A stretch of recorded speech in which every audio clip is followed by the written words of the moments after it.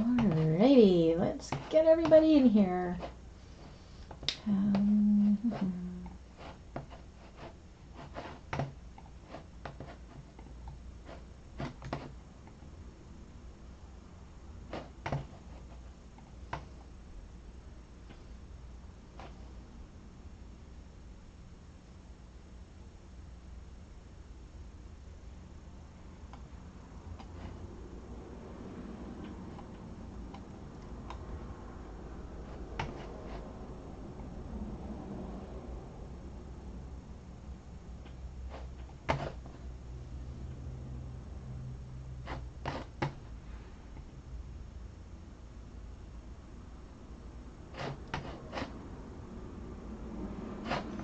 Alright, I want to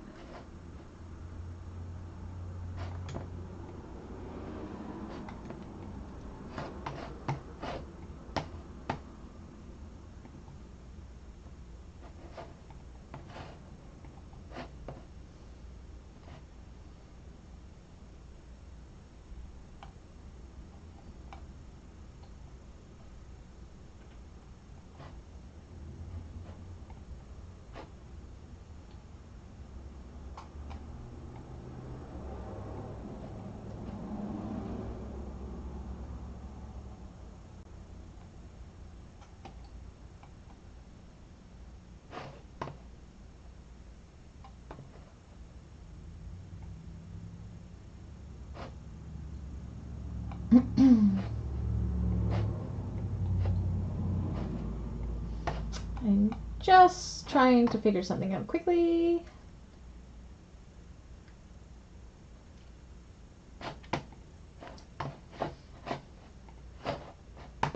Oh no.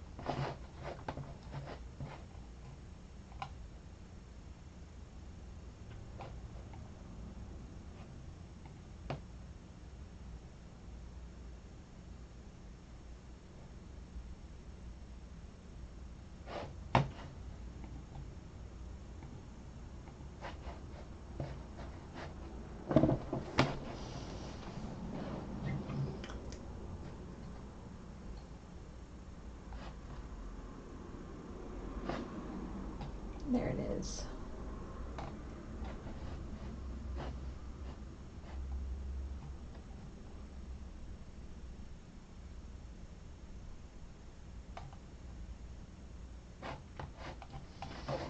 Okay.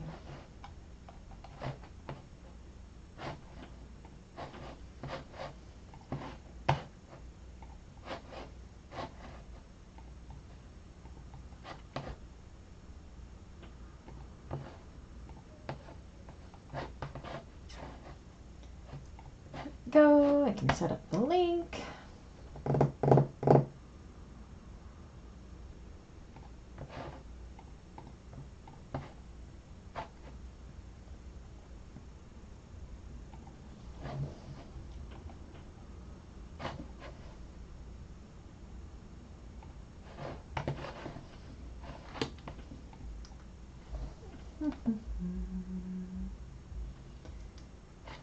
That should get some people in there.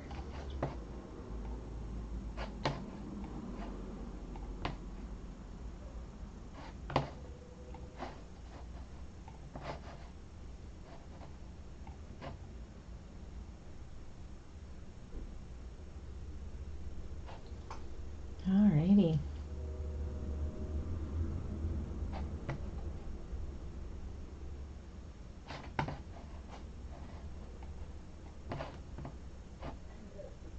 All right, I just gotta wait for everybody to come.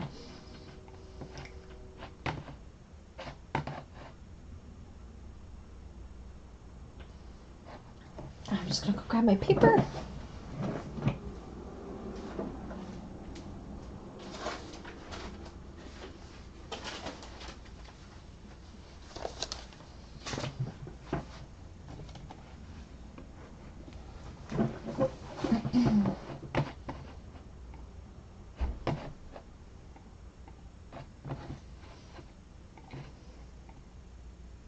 Hello, Jade.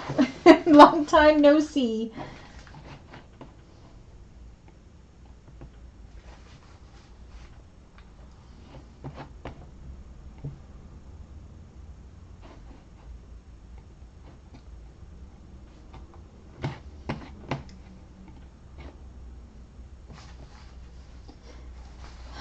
Did you buy anything at the fabric store?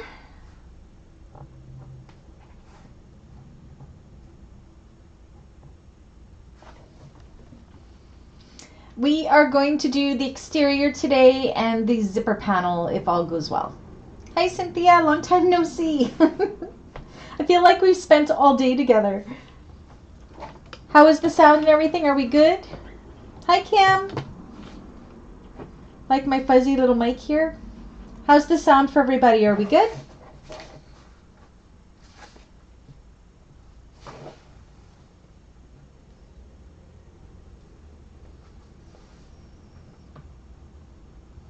It's been forever, hey?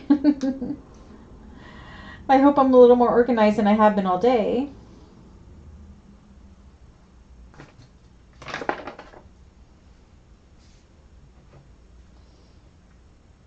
Is the sound still good? You got your mesh and bias tape. Awesome.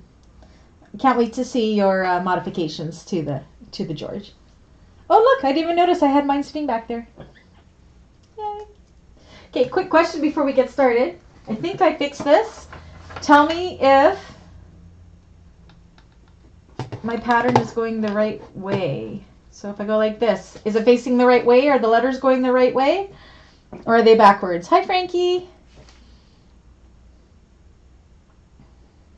Sound is great. Perfect. Brady situated me with this whole microphone thing, so that's good. But I just was curious, are my words going the right direction now? Yay! I'm slowly figuring it out. Okay, I can put you back to my face now. Isn't it fun? I'm having way too much fun.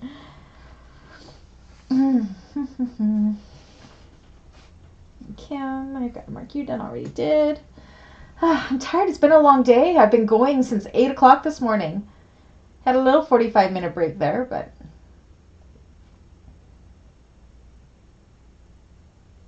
it's going the right way. Awesome.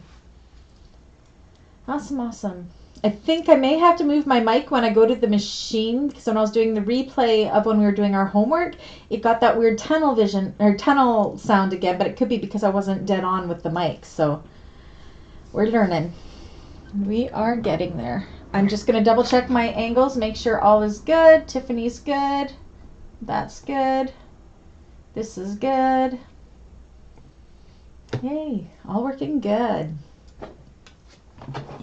My room is still a mess. Means I've been working hard, so it's okay. Hello, Kathy.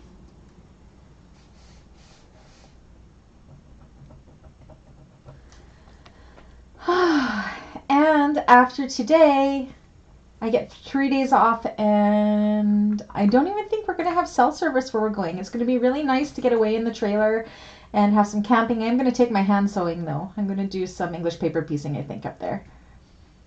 I find that relaxing.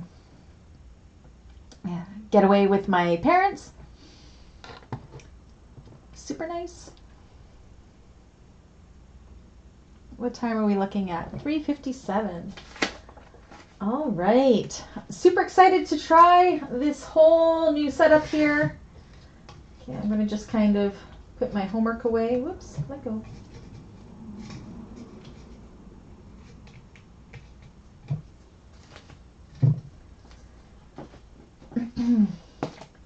So I think the majority of everybody in so far joined me for homework. I hope that was helpful. I think I'm going to do that every week.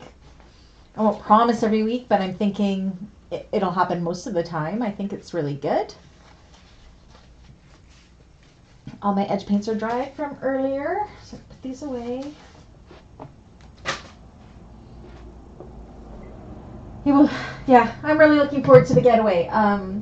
I've been working so hard. I said I made 5 bags and 1 wallet since Friday. Like, it's been crazy. Crazy. And then homework as well, so. Hope nobody minds my puffy thing here. I have to have the microphone close so we don't get that hollow sound. We'll just give it a few minutes to see who else pops in here. Hello, Lisa. Welcome.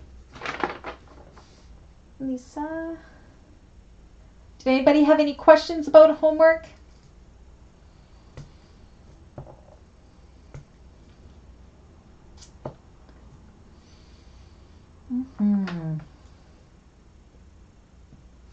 1, 2, 3, 4, 5, 6. See how many we have in here. So we have 10 of us in here so far.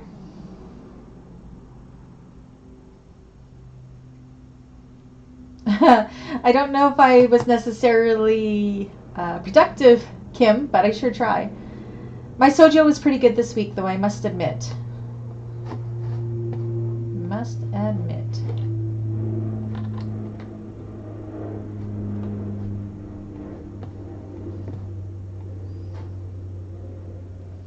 So I am hoping with this new setup that it's going to do the chat replay. I'm just looking at the things here and it doesn't say it won't. So hopefully it will do it.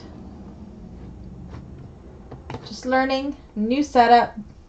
Hello Lenore, glad you could join us for another class.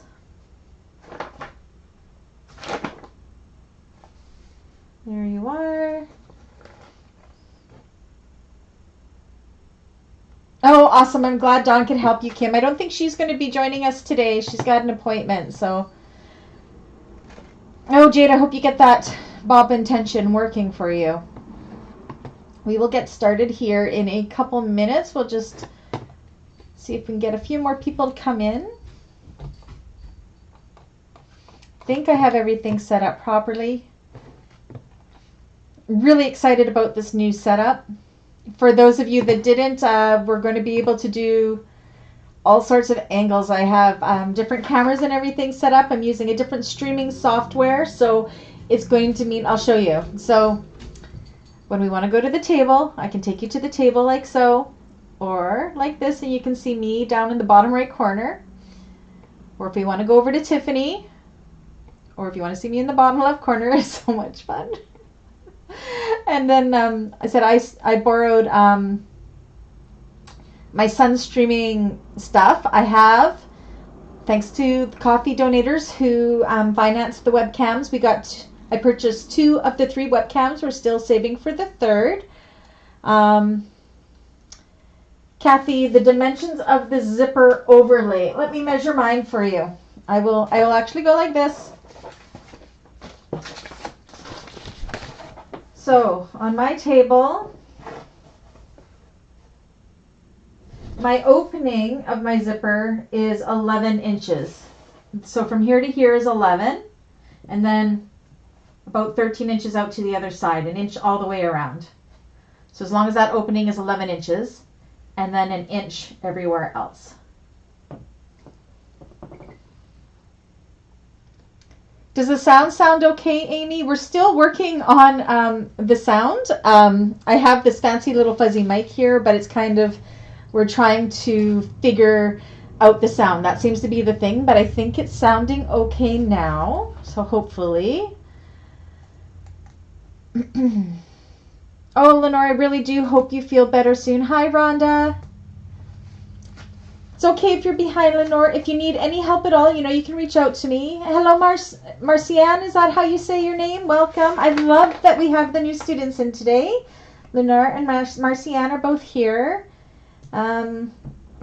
We have one other new student, which is Monet, so hopefully she'll be able to join us today. How is the sound? Does the sound okay? I said that something with this new setup I'm still trying to work out. Brady, my son, came and kind of fixed it all up, so it's much better than it was this morning, trust me. I have my door closed, hoping that we won't hear Coco bark as much. We can still hear her. The sound is awesome and the picture's good. Okay, awesome. So the way I have it set up is I'm looking into my laptop straight ahead. I have my iPhone as the camera over the table. I have Brady's webcam, which I borrowed to be looking at Tiffany, or my flatbed here. And I will be borrowing Brady's webcam until I can afford to get the 3rd one. So again, thank you so much for everybody that sent me a coffee, because that did pay for 2 of the webcams. I will have another one set up on the other side of my Tiffany machine over here. So that'll give us 2 views of the Tiffany, and then I will have one of Tommy. For those of you that don't know, my 1541's name is Tiffany, and my 1341 cylinder arm's name is Tommy. That's just what I call them. So, all right, how many do we have in here now? Let me just double check. And I'm still, okay, we got 13 people in here so far. That's good. I'm just trying to get used to this new software, so bear with me. All right, so today we are working on the exterior of the bag. I hope I get everybody in here. I'm hoping the live chat replay will play later. I know sometimes it takes a little bit of time to show up, so I think I have it set up to allow for the live chat replay later, so we will see if that works. Lenore, we've been having thunderstorms all day here too. It's been crazy. My poor dogs are just not liking it. Oh, Marcianne, good. I'm glad I said your name right. I am terrible with pronunciations. As you can see, pronunciations. Gotta check Amy off. Let me count how many I have here. 1, 2, 3, 4, 5, 6, 7, 8, 9. I am missing a couple more people. Is there? Oh, Rhonda. I forgot Rhonda.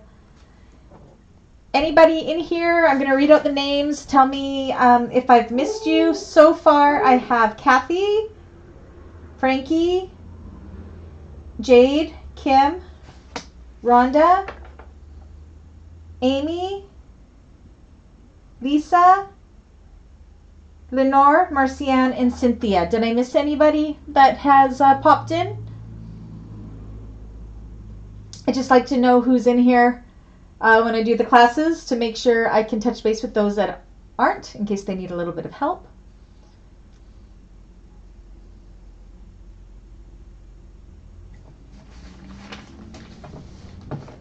I know there's a little bit of a delay, so I end up waiting. Gotta love it.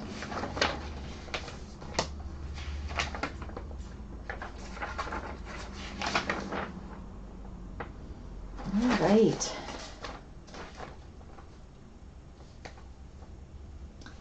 Okay, so I am actually, now that, oh, hi, Becky.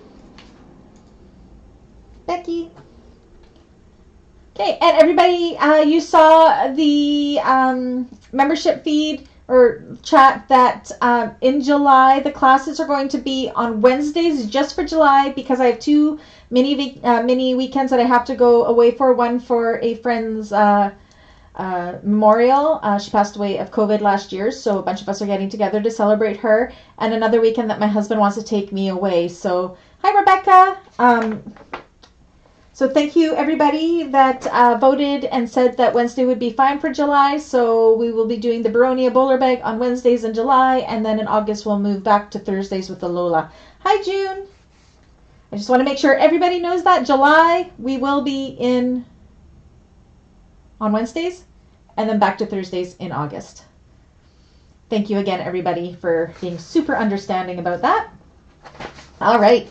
So we are actually going to follow, you know how usually I jump around because we try to do as much here so I don't make you motion sick moving over to the machine. Now, with all the cameras, we can actually follow the pattern straight through. So that is what we are going to do. So to start the class off, who in here is doing the cotton overlays and not the vinyl overlays? I know I had a list somewhere, but I lost it. Because I thought we would start first so you could prep those pieces and then follow along with us for when we're going to put them on. So everybody else can just watch. I didn't cut out, I'm actually just going to use some scraps of cotton. Actually, I can use this. And some scraps of woven interfacing.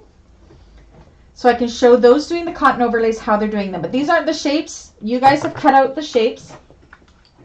I just want to show you how they're going to go together. So let me quickly cut out these pieces. So you will do this for the 4 connector pieces in cotton, if you're using cotton. So yes, Amy, this is partially for you and anybody else doing cotton. I'm just going to show you how to do one. Okay, let me get prepared. And you would do them as per the shape of your pieces, okay? Jade, you changed to cotton as well? Okay, good. So I'm going to go, nope, wrong one. This is what we want right here. Okay. So for those doing cotton, pretend these are the shapes of, do you know what? I think I need to move me. Whoops, not that. Sorry, moving the cameras a little bit. I'm going to move me up into this right-hand corner here. That's better. Okay, so pretend these are the shapes of your overlays. Okay, so you have your woven interfacing piece here, and you have your cotton piece here. Now what you want to do is you want to figure out which side of the woven interfacing has the glue. Okay, so this is an uninterfaced piece. This is going to cover the interfacing as well as the raw edges for those cotton overlays.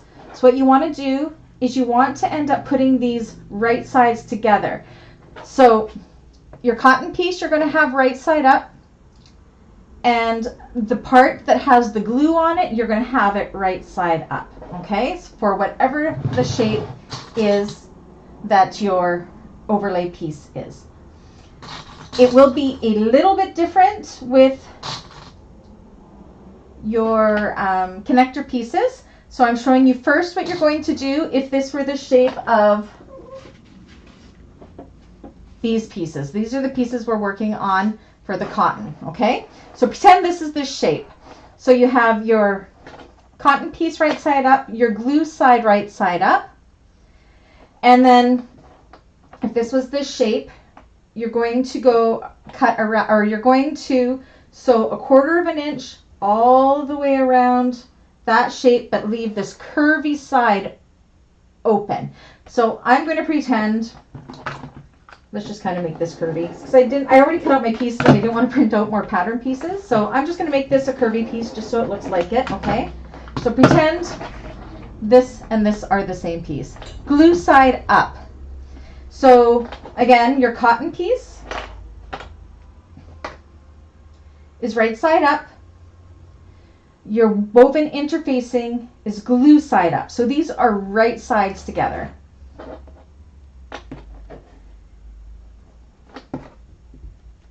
Okay. So pretend this is the same shape as this. So this here is this outside part. You will not be sewing on the outside part. We're going to be sewing all the way around here with 1/4 inch. So we'll go over to the machine. I'm so excited that I can do this. So we're going to pop over here. And this is where my sounds may get a little bit weird because I'm not right in front of my microphone. So I apologize for that. Okay. So where we've clipped there, we're going to sew along there with 1/4 inch seam allowance. And my machine may not like this very much because it's light cottons.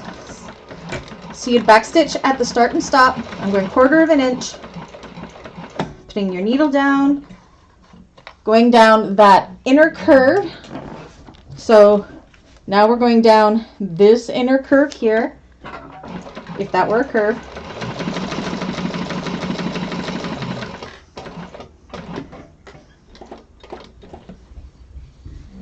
And then again across this little side here. And then you'll backstitch.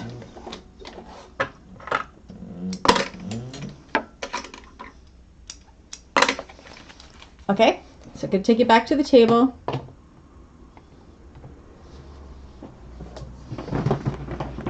And then what you're going to do with this, again, pretending these are the same shape, which I know they're not. So we have this curvy side open, and we've done 1/4 inch all the way around here, glue side up. Then what you're going to do is you're going to flip this around like so. You're going to poke out all your edges, and you can see how the interfacing ends up almost working like a lining fabric in a way. So you would go and you press those out, and then you would take your iron to this, and that is going to fuse that interfacing on the back and create this connector. Now the reason we didn't have to worry about doing this side is because this is going to be caught in the side seam of the bag. So that is how you would do these 4 connectors with cotton. Are there any questions about that at all? Because I'm going to use the same piece to explain your other little connectors. So I'll give you guys a moment there. Any questions about that? I gotta turn my microphone. If I don't turn my microphone towards myself and it sounds weird, please remind me. Does that make sense, Jade and Amy? And anyone else doing cotton? So it's really kind of cool because it's taking care of that raw edge there without having to waste fabric. No one told you, Jade, you had to have your machine plugged in for it to work. Okay. So did that make sense? What we just did there? So that's taking away that raw edge. Our interfacing is the back. Okay. So I'm going to quickly also show you for these ones. So now we have raw edges along all sides. So what you're going to do, and we're going to pretend I didn't sew this, okay? And now, actually we can do this. Where's my thing? Okay. So now for these little connectors, the handle connectors, now that we've done that, okay, you're going to take your interfacing piece and you are going to make just this teeny tiny, where are my scissors? Snip. Hi Anna, we forgive you. You're on vacation. I'm surprised you're here. So on our woven interfacing back, so now we're working on these. So pretend these are the same shape, okay? These are the same shape. On the back of the woven, you're going to fold it in half and you're going to make in the middle a little snip like so. And this is going to act as a turning hole for us for this piece. So once you have that turning hole, we're going to do the same as what we did with this shape cotton overlay. We have the cotton piece right side up. We have the interfacing piece glue side up, so they're right sides together. Again, these are the pieces we're working with. Mine aren't to shape. I'm just using some scraps to show how to do this. Okay, and then we're going to take this to the machine and we're going to sew 1/4 of an inch around all sides. So for this, it would be 1/4 of an inch all the way around. So let's pop over there and do that. Okay. Again, glue side up. You have the hole in the middle. Making sure you back stitch. Go all the way around that connector piece.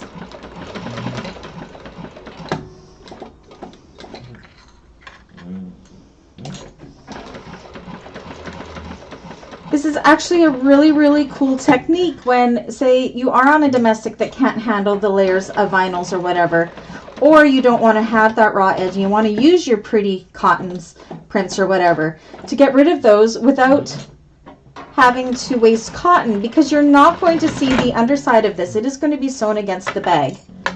So you can see there, I've sewn all the way around. I'm going to move back over here. So again, remember, it's this piece here we're doing. And then through that hole, you're going to go ahead and you are going to flip it through that hole.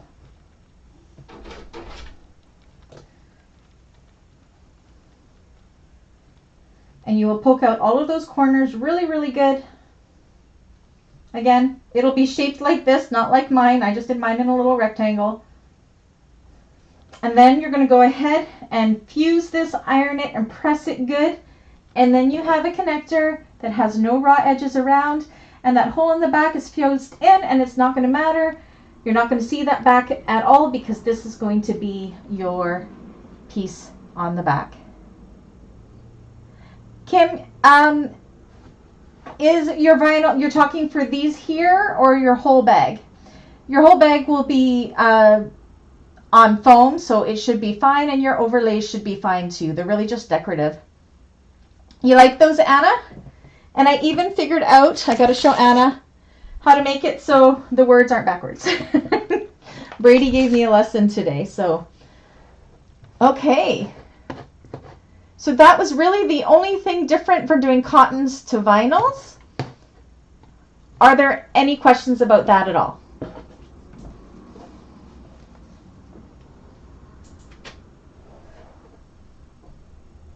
I think it's a really cool way of doing it. So that's what you do with all of your overlays. Any questions? The sound's still good? I still like my fuzzy mic that my son gave me. He treats me too good. It's your whole bag? Okay, yeah, Kim, you should be fine because you are going to have it, as long as it's not too stretchy. Is it a stretchy vinyl or is it pretty good? Anna, you have to watch the homework live. Brady actually came in and gave me a lesson. I think the sound is better than from the live earlier today. So yeah. And again, and hopefully the live chat replay will come back later. I gotta let Benny in the door. He is scratching. He wants to go in his bed. 1 second. Alrighty, Benny. As long as he doesn't misbehave like he did earlier, because it was thunderstorming and he decided he needed to take a poopy in my room while I was streaming. It was awesome. Okay, so yeah, Kim, you should be perfectly fine. I wouldn't worry about any of it. All right. So those doing the cotton overlays, you're good with that? It does. I keep petting it, and I'm sure you can hear it when I do that. It made me laugh. All right. Sons are great. I have 2 really good boys. I'm super lucky, so. All right, and if it gets really loud, tell me I'm talking too loud because that's when it starts getting high pitched, and I tend to get excited and loud. So, all right. So, Amy and Jade, are you good with that? Can I move on to the next step? Can you work on that for now, or do a couple of them, or?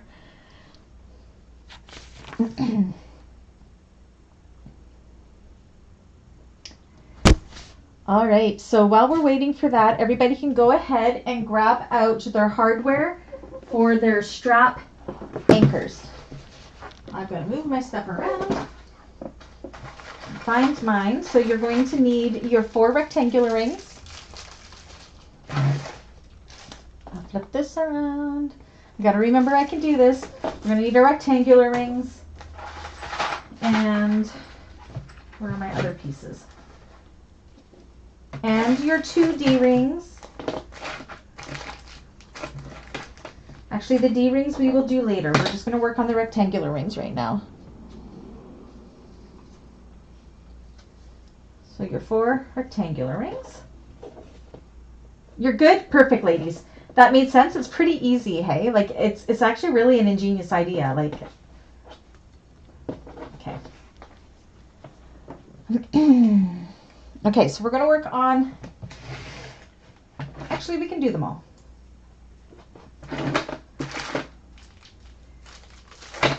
And the D-rings. So if everybody can grab out those.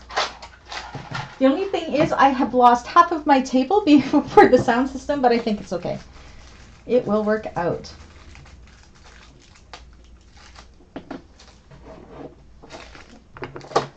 You guys are my guinea pigs as well, so if anything goes wonky for picture or if you have any suggestions, please let me know. And or sound, let me know so I can get my technician Brady to look at it after class. The only thing I have now is my table. You can see here I have a very shaky table, so after I get my next webcam, that'll be the next thing on the wish list is to get an actual table. This is just an old dining room table that I actually picked up at the dumping shop. At our dump here, they have a place where you can, where they take some good stuff out of people's stuff they're throwing away and you can buy them. I bought it for like $5, so I needed a table. It worked. All right. All right, so on the back of all these, you remember, of course, mine are all super messy. We drew that center line at the 1 inch. If you're doing 1 inch straps, yeah, they'll all be 1 inch. What we're going to do is just like we do with any straps, you're going to go ahead and put some tape or use clips depending what your machine likes. Do not use tape if your machine does not like tape. You can use clips instead. And with all of these, we're going to go ahead and fold those long edges into that center line. So if everybody can go ahead and do that, that would be great. It's more, okay, let me see if I can get it more direct. It doesn't reach super far, but I can try. Is that better right there, Amy? Is that a better view? I just might have to reach across the table a little bit more. Is that better right there? More dead on? Okay, then you're going to fold those long edges into the center. Again, I really appreciate any feedback because I'm really learning the system. So, okay, so then you end up with a 1 inch by 3 inch piece. So you want to go ahead and do that with all of them.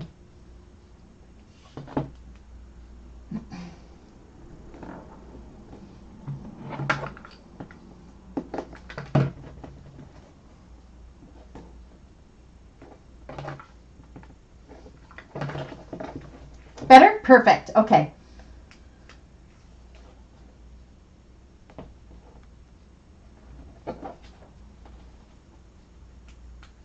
Again, if you don't see me on screen and I'm not paying attention, again, just let me know and I will try to fix it. I gotta remember to keep this close and talk into the microphone, my child tells me.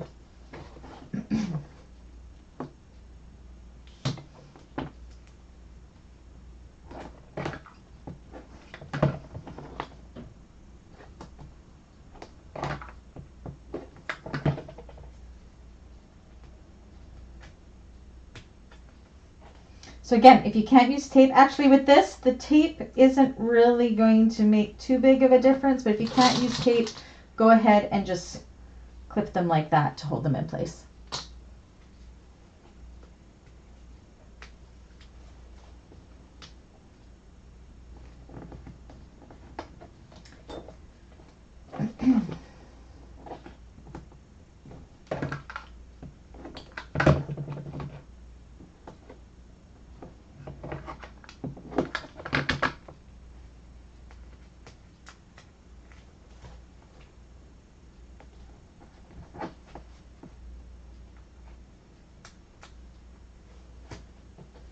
At least now when I go read comments, I'm kind of looking at you guys, so that's good.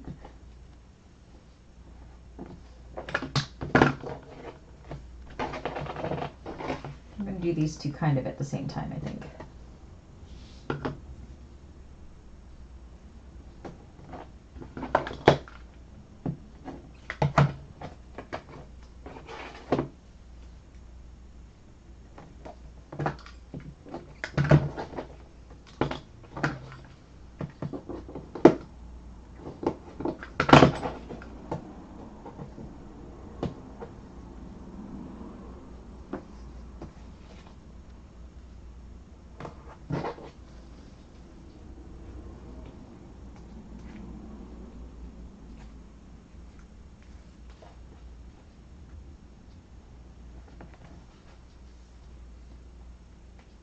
Okay, and everybody let me know when you're all done doing that.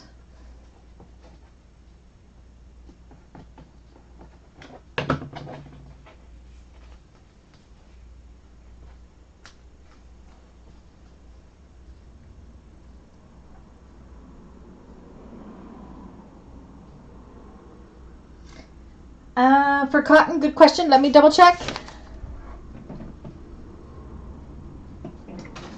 With these, I've had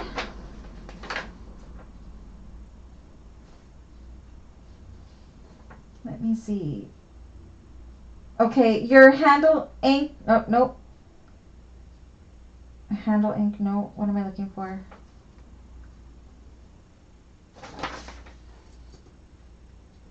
Strap anchors. Yes, all of your strap anchors, if they're cotton, you would have had them back with a woven interfacing. So they will need a woven interfacing. And then using your cotton pieces is easy because you can just go ahead and use your iron to press these into place.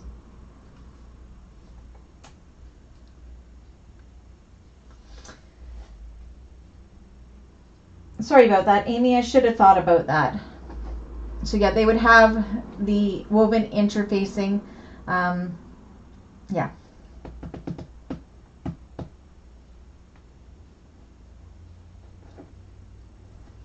I would almost think for cotton, if you had it down the middle, I would almost do a strip, like a 3/4 inch strip right down the middle of Decaville Light if you had it, just to give it a little more, it's not in the pattern as that, just to give it a little bit more something to grab onto. But she tested it as per the pattern as well, so I'm sure that that is fine. But yes, they will all have to be backed with at least a woven interfacing. Okay, so we have Rhonda done, June's done.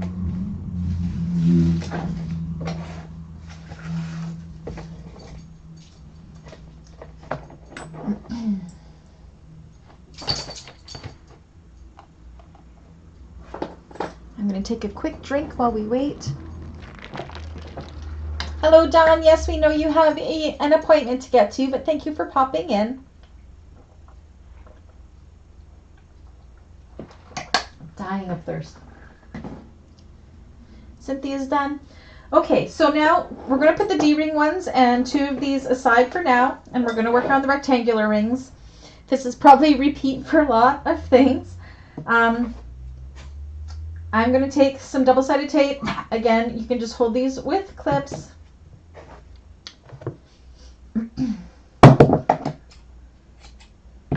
And I'm just going to put a little bit at the bottom of each one of these connectors of the 4 rectangular rings.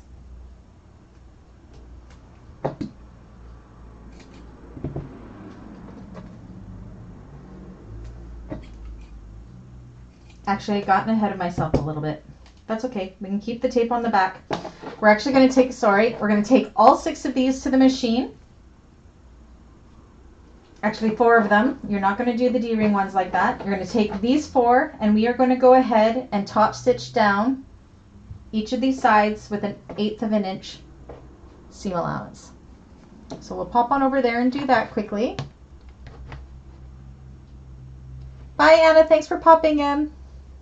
Okay, Cam, sounds good. So I'm just going to put you right onto Tiffany here. Beep, beep, Ben. And for those 4 connectors, we're just going to go 1/8 of an inch down each side.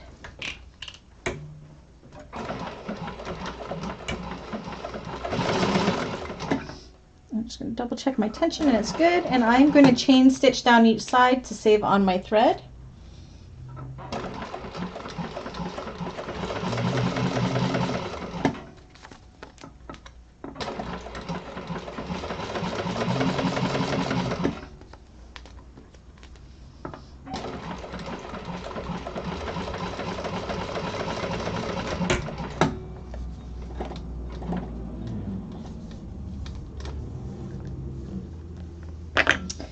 And then go down the other side.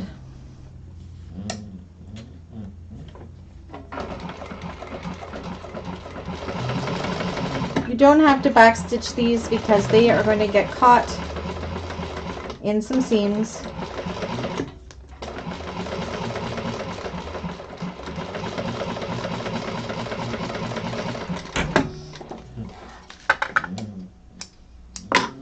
Just like so.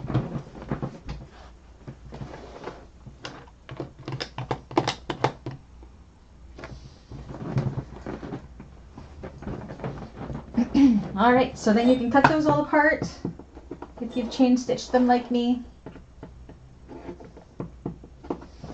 And now this is where you would usually put on the double-sided tape, but I've already got it on. So what we're going to do is we're going to take the rectangular ring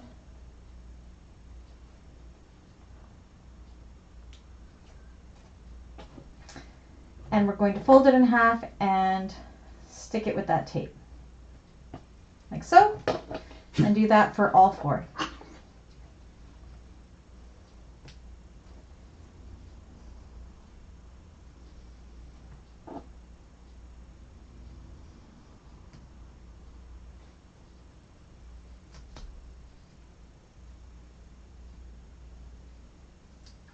Oopsies. There we go.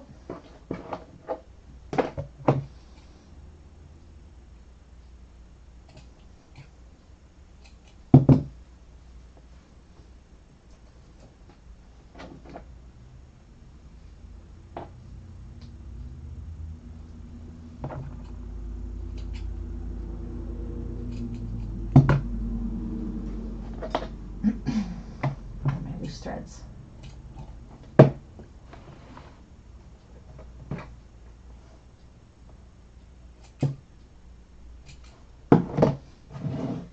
Snipping with the biggest scissors possible, aren't I?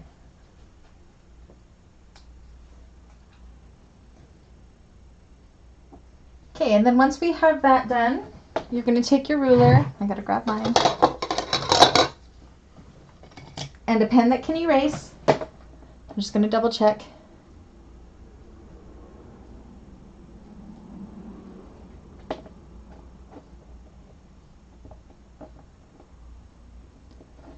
I'm just double checking here to make sure I'm doing it right. Long folded side. Yeah. And then from this raw edge side here on each, we're going to measure up 1 inch and make a mark. And this is important for when we go to place our strap anchors. So from that raw edge, 1 inch.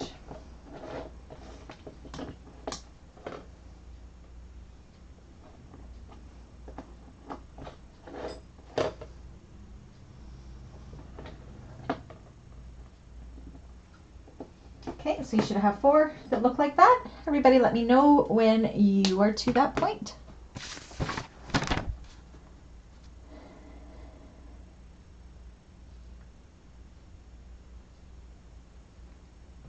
Again, now you guys, because I have the camera, you get to see when I'm actually double checking the pattern. Oh man.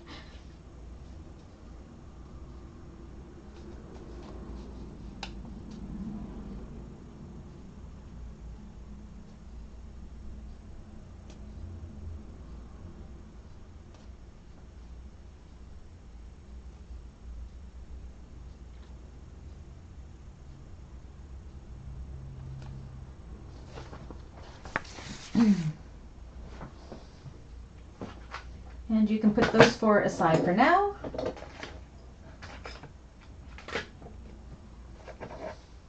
And actually, see, I didn't do D-rings on my other one, but I think, yes, you can go ahead and do the exact same thing with the D-rings. So I'm just going to hop over the machine and I'm going to stitch down each side and then attach these to the D-rings in the exact same way. So go ahead and do that.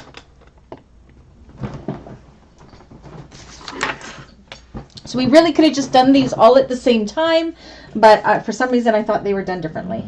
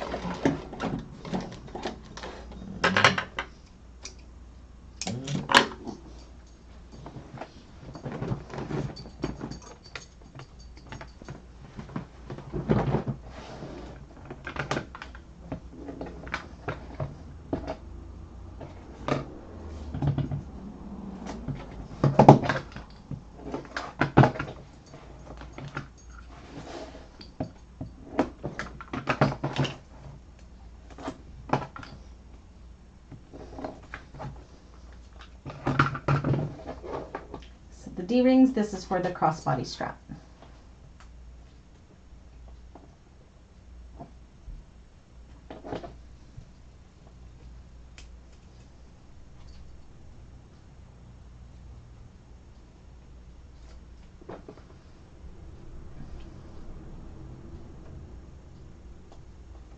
And again, you'll mark up 1 inch from that short side. Again, we could have done these all at once. I apologize. For some reason, I think I was thinking about how I did the crossbody strap connectors for the bag I had just made, the Haraith bag, but that's okay. So you can put those aside when done as well. How's everybody making out?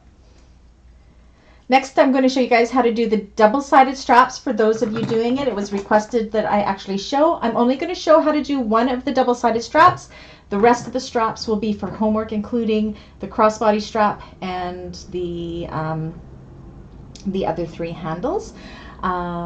If you are not doing double-sided like us, again, that's not in the pattern, you would go ahead and you would fold them just like we did there, where you'd fold them into the center and then fold them in half again, just like you would do any other strap. Everybody good with that? Everybody understands how to make a strap? Or do you need me to show you? Because I can do that too.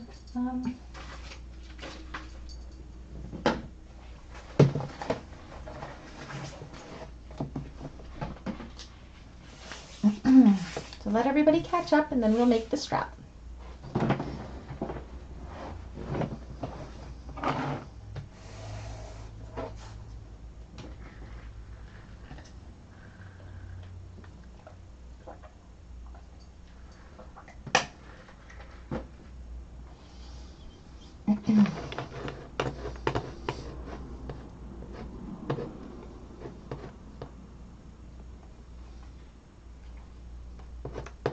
Okay, so Cynthia's done.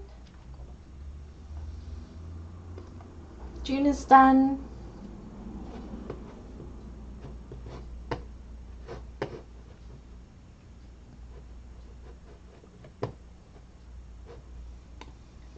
All right, so let's move into doing these straps. Now this is for the double-sided strap. Now, if you weren't putting ends onto this, I'm leaving my short ends raw because I am going to be putting strap ends on it. If you aren't doing strap ends on it, what you would do is from these short sides, you would measure down 3/4 of an inch on each of the short ends, and you would fold that down like that with some double-sided tape or press it or what have you to close off those raw ends on all 4 of these pieces. I'm leaving mine raw because I am going to be putting on metal strap ends in the end. So if you aren't putting on strap ends, make sure you do that. Again, 3/4 of an inch in from each of the short sides and fold it into the center first.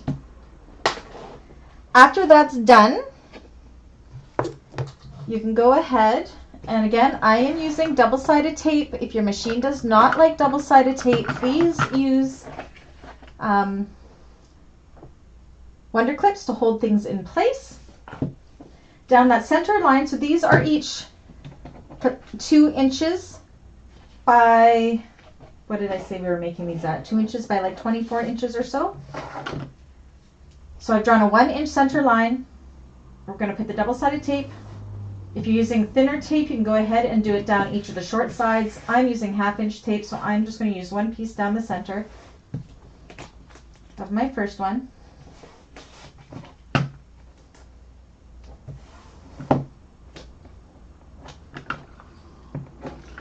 And then just like we did with the connectors, we're going to fold the long edges into that center line.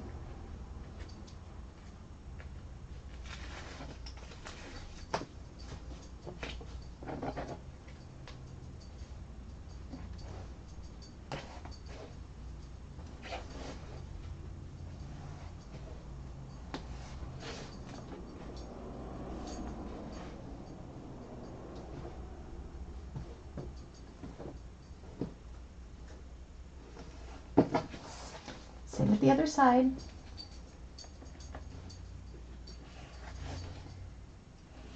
And actually using double-sided tape here, if you're on a domestic, will not gum up your needle because you're not going to be sewing through where the tape is. So it would be perfectly fine to use double-sided tape here if you wanted to. Because we're only going to be sewing 1/8 of an inch along the outside and the tape isn't in that area. Okay, then on this piece, where did I put my tape? That's right here. We're going to take some tape and put it right down that middle crease, like so.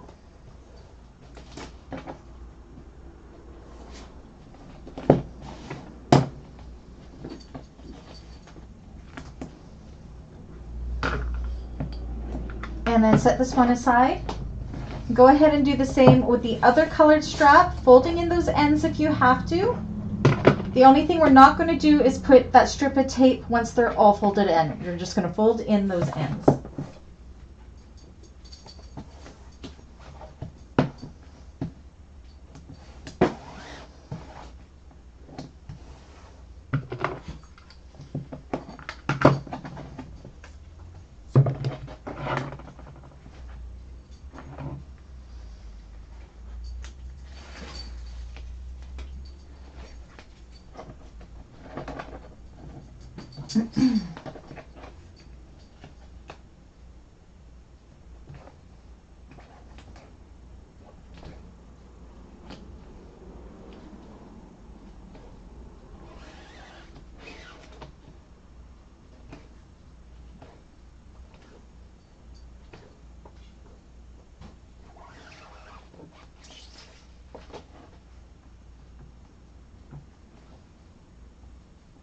Probably see me laughing. Benny is over here with my cat Zelda, and he is just giving her the wettest, sloppiest bath right now. She looks like she likes it, but she's pretty wet.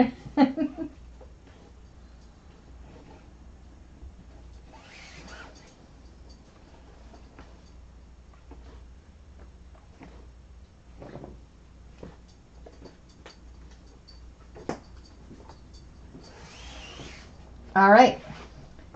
Then once that's done, you're going to take the piece with the tape, you're going to take the tape off.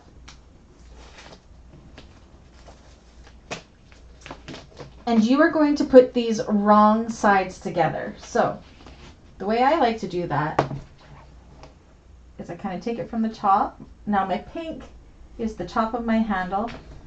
And I kind of take it down, matching it up, and putting the tape on top.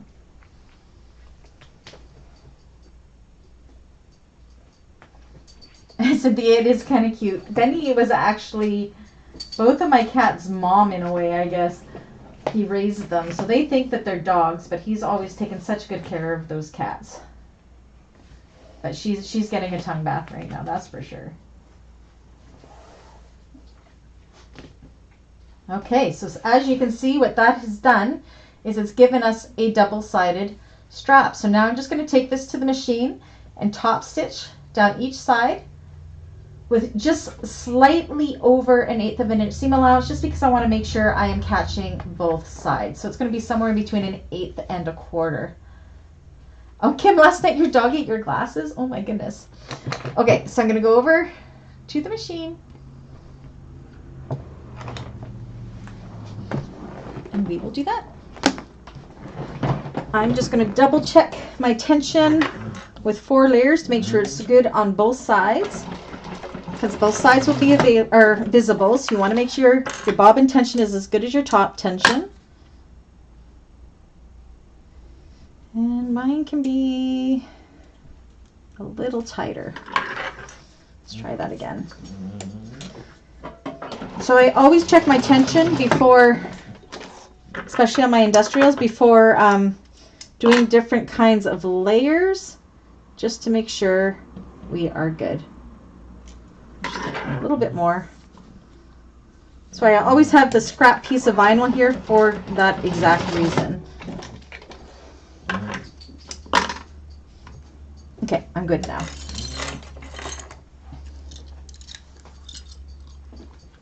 Sounds good, June. Yeah, it's a really easy, and it just adds a lot of, I think it makes it really pretty. So, yeah. Okay, so again, I'm going just slightly over 1/8 of an inch, just because I want to make sure I'm catching both sides, as both sides will be visible.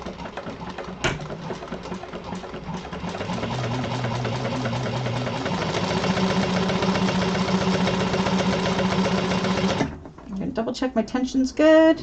Oh, it's beautiful.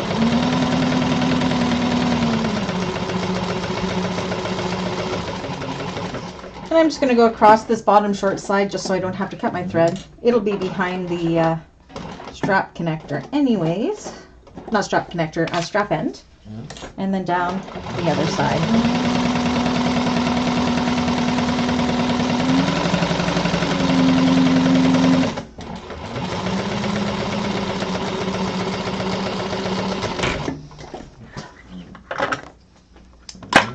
As you can see, beautiful on that side and beautiful on that side. Yay! Yes, June, that would look amazing with your fabric choices. I love your fabric choices with that red. All right. So if you're doing double strap, you'll do the same with the other 3 handles as well as the crossbody strap, and put on your strap ends if you're using strap ends like me for homework. Okay? Everybody good with that? Any questions about that at all?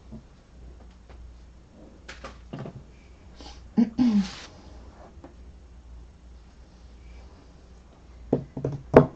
going to just grab out what we're working on next.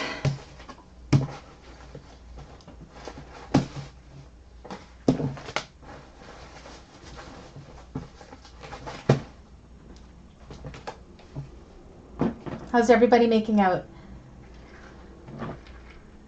Oh, Rhonda, don't you hate it when that happens? I actually didn't have enough of the vinyl to do full colored straps, so it worked out good for me.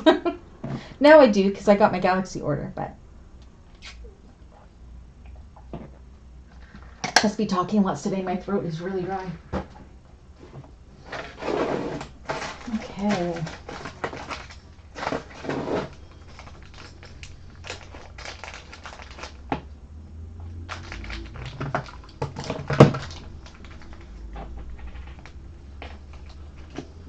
How's everybody making out? Coco says hi. Is it an okay pace? Is everybody doing good? Okay. So once we get all these panels, like we might end up doing some of the exterior panels next class too, which is fine because the lining goes together so fast. And then because we're doing binding, it just goes together so incredibly fast. So.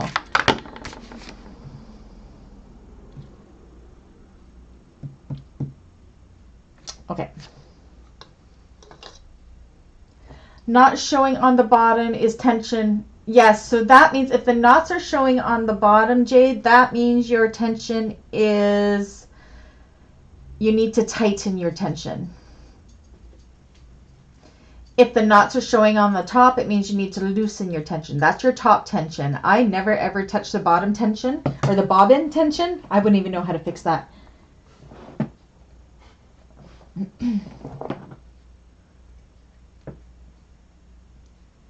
So yeah, it's always great when you're on an industrial, especially to double check your tension and know how to read your tension whenever you're changing layers, like thicknesses of layers, because it throws the tension out so easy. And it's usually just the left or right of the knob. So on my machine, and I assume it's the same on most, sorry about Coco, is when the knots are on the bottom, that means you need to tighten it, which means I'm turning it clockwise, I think.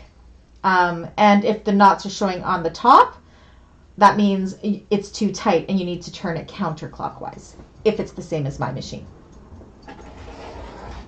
All right, are we ready to move on? It's already at 4:52. The time is going so fast. All right, so I'm going to put down to the table again, like so. I'm just so excited about this. I think it's amazing. Okay, so we're going to take our lining of our pocket piece. So some of us have one pocket piece. I am doing the one that has the luggage sleeve. If you're not doing the luggage sleeve, you will be doing this twice. For those of us that are doing the luggage sleeve, we are doing this once. Okay, so you want to take your lining piece for your front slip pocket piece, fold it in half and find your centers.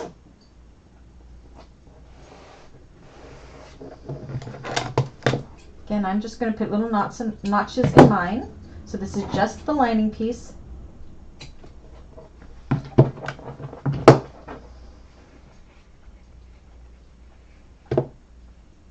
My hands do not want to work. Then from this top center here, we want to measure down. I'm just going to double check.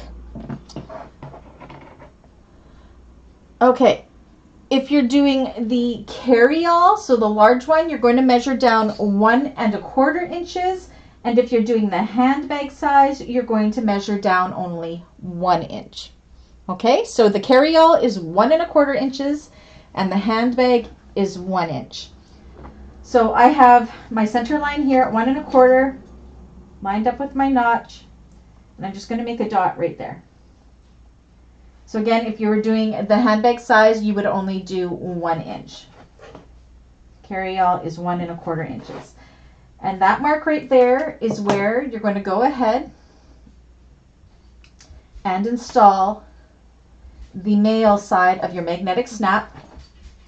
I'm also, where are my little, I'm going to also back mine with some scraps, a Decavol Heavy or Peltex in behind it. Let me get all my tools. And I'm also going to pull out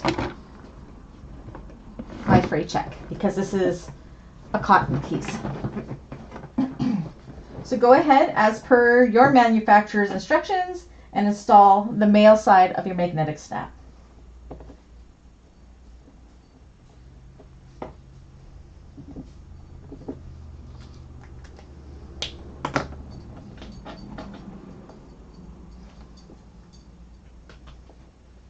Again, on those slits there, I'm just going to use a little bit of my fray check. You don't have to do this, but I always think it's better to be safe than sorry.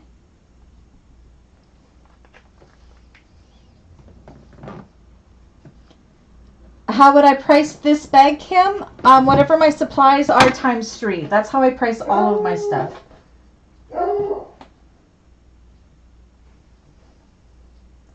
But that's what works in my area.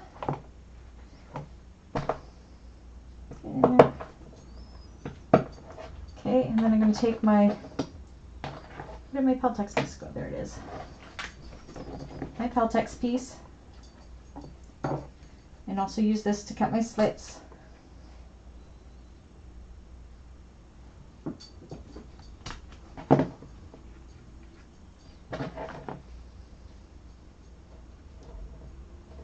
I don't remember what I priced my handbag, George. I want to say I priced it at $175, but I would have to double check on my site. All right, so I have my Decovil heavy piece in behind my prongs and my washer, and then I'm just going to close that up. I always like to use the edge of my table to do that. Then I usually take my mallet and just give it a little bit of a bang to hold it in place to make sure those are tight. From the center, Marcianne, for the large bag, it's 1 1/4 inches, and for the handbag size, it's 1 inch.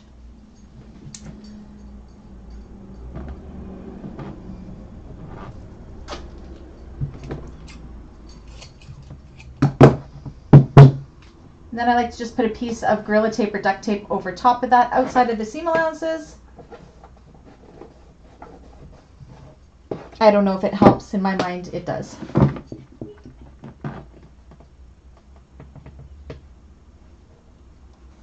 All right, so everybody let me know where you're with that. We're only going to do the one pocket together. If you have 2 pockets, you'll be doing the other one for homework.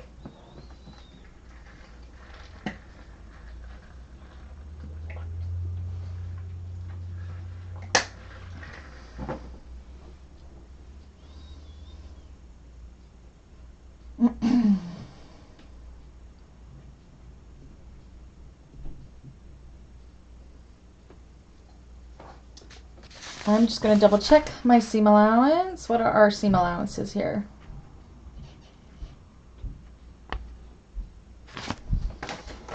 Made so many bags the last little while, I just can't remember what my seam allowances are.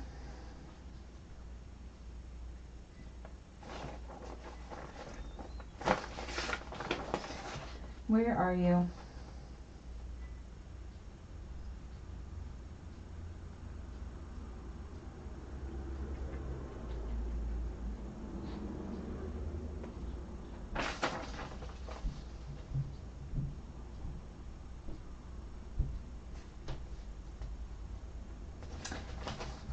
Okay, I'm just reading here. Everyone who is doing the cotton overlays, one other thing that you would do is you would top stitch these with an 1/8 of an inch seam allowance around the folded edges too. Thank you, John. 3/8. I can't find it for the life of me. So yes, so if you're doing the cotton overlays, just backtracking a little bit, once you have pressed them together and fused that on, you would go ahead and you would do just on the, not on the rounded ones, not on the corner ones, not these ones, just these ones. That doesn't make sense to me. Let me double check that again. I don't think I like the way that is.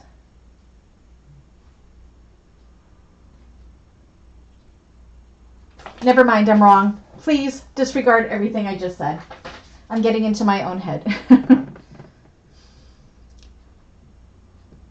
Yes, we will be making those 1/8 1/8 things when we sew them on the bag. So please disregard what I just said about the cotton overlays. Sorry, Jade and Amy, I don't mean to confuse you. All right, how's everybody doing? We have Cynthia done. Are we ready to move on?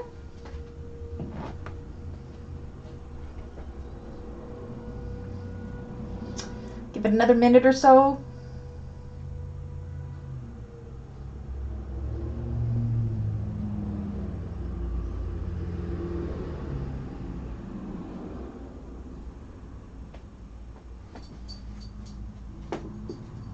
Fanny, leave the kitty cat alone. Holy moly. All right, so now you are going to take your exterior pocket piece. I'm actually going to give mine a quick press because it's a little bit, it's got a crease in there. Oh well, it'll be fine. Okay, and we are going to put them right sides together like so. And we are going to clip just around this top edge. Now, I have my center lines marked already. No to stitch, got it. Yes, Jade, I'm sorry about that. I don't know what I was thinking. So I've got mine already marked on here. You can go ahead and make little snips if you want. Maybe I'll go ahead and do that just at those center marks. That makes it easier to match up sometimes on the exterior piece. Okay, so right sides together, match up that top center notch and start clipping all the way along that top.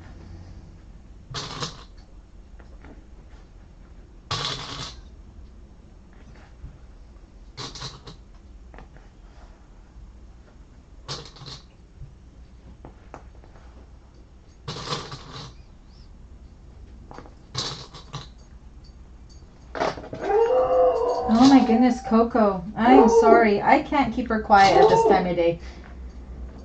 Except they're doing road work on our road, so she's just kind of all over the place.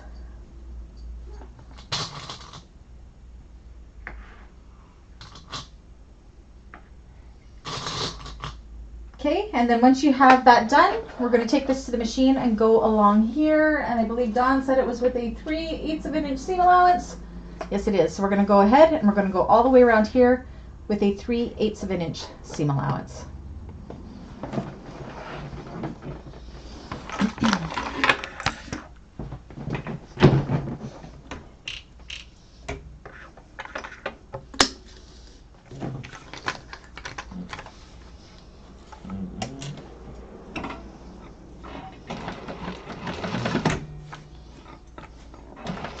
And go nice and slow around that corner because you want it to be nice and rounded on this little loopy thing here where the magnetic snap is.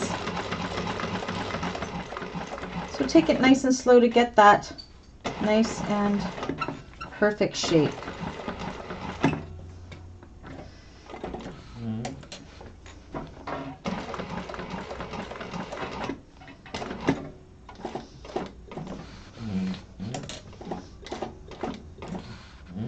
Sometimes I like to hand crank on corners just because I have a little bit more control of where it is going.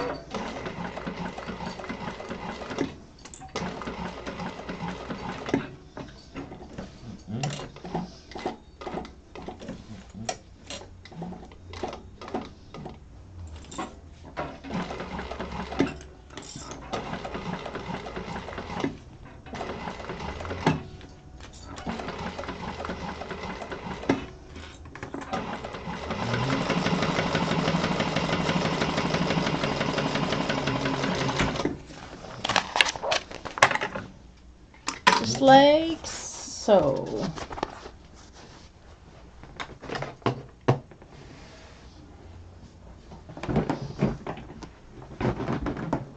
Bye, Dawn. Good luck with your appointment. What am I stuck on? My dog. I am getting a pad for in here so my chair rolls easier.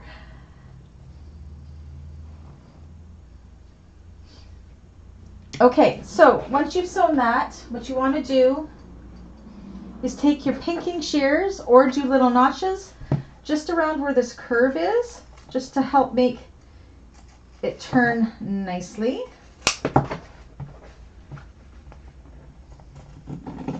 Like so.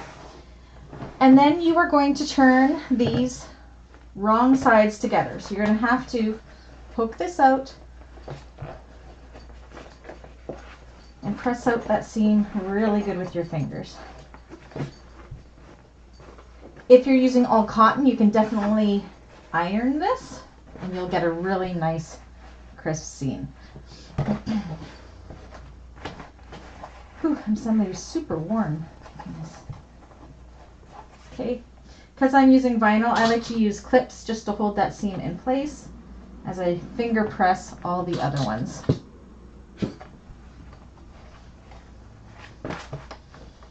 Benny, she's going to teach you a lesson, baby. You gotta stop giving her baths. She doesn't look happy anymore. Silly Benny.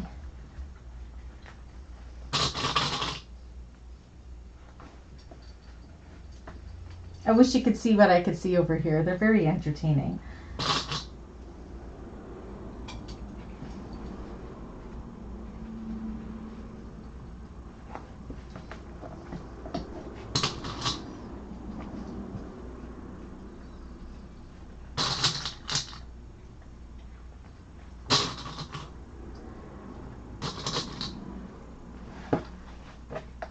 How's everybody making out? Clear as mud so far? I don't understand that saying because mud's not really clear. Maybe I'm using it wrong. Probably. Wouldn't surprise me.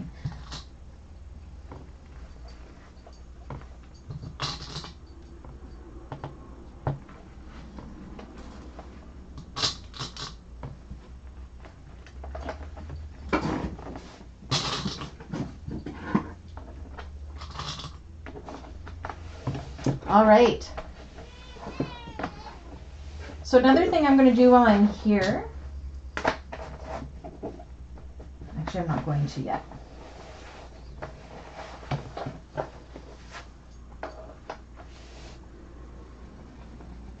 I still got this crease here. I'm going to try to press that out. Everybody let me know once you get to this point.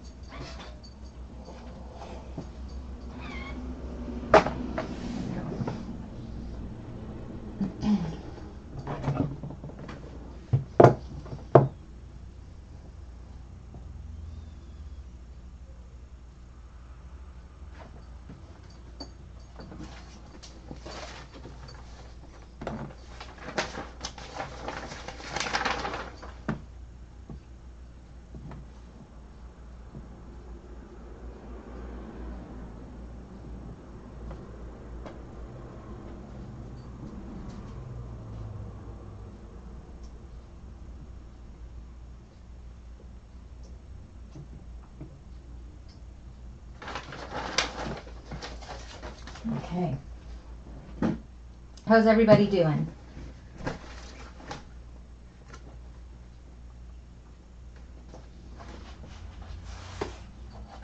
Oops.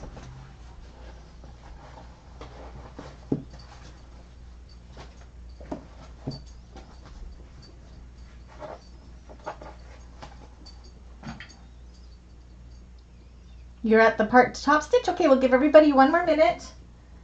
And then we will go ahead and top stitch. Cynthia, if you like, you can go ahead and top stitch along here with the 1/8 of an inch seam allowance. I'm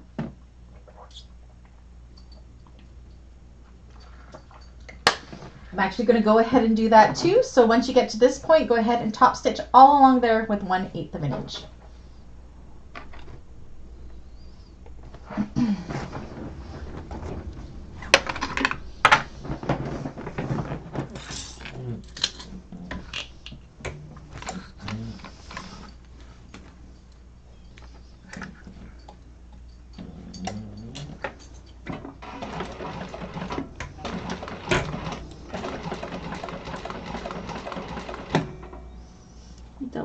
check my tension. It's good. Because this will be seen on both sides of the bag.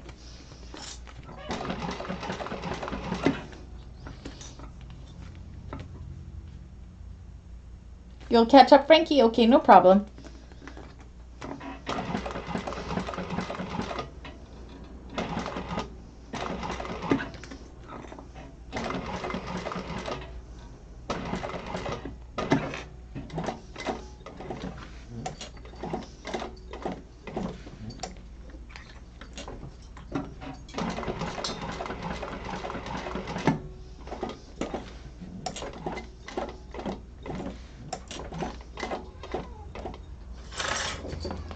Benny, leave the cat alone, baby.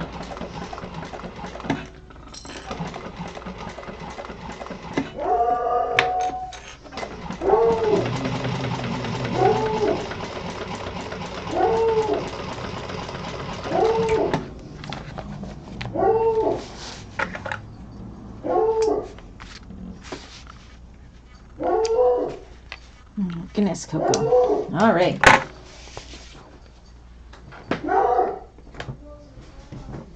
Now you hear Brady yelling at him.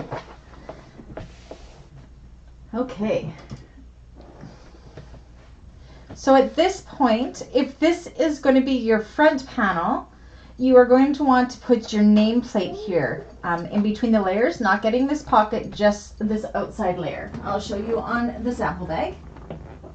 So it would look something like this here. So I'm going to go ahead and make my marks. I am going to go, how far up did I go on that one? I'm actually going to go 2.5 inches up. Again, I just eyeball this where I want it to be. What kind of picking shears do I have? I just got them off Amazon. They're like a no-name brand. I don't know what they are. They don't have any name on them at all. Again, they were just cheap ones off of Amazon. Okay, so I'm doing mine 2.5 inches up. I go anywhere from 2 to 2.5 inches up, depending what your preference is. So I'm going to go ahead and mark my line so I can see, and I'm going to install my nameplate right there.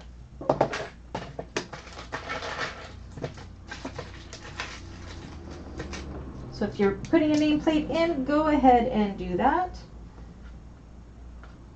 Can't see my lines.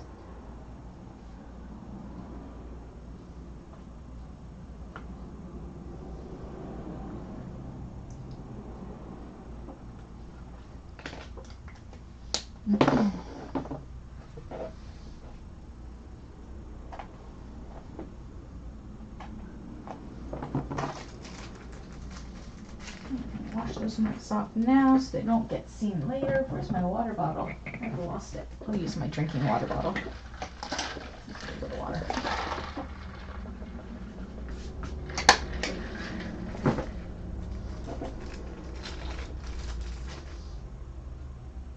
Again, you only want to be making your slits through the exterior, not the lining piece.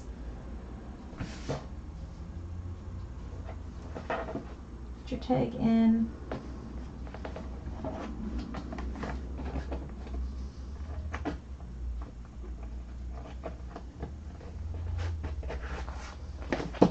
I always use my ruler to kind of push it straight. That's straight there. Once I have it nice and straight, I secure the back with a little bit of Gorilla Tape or duct tape.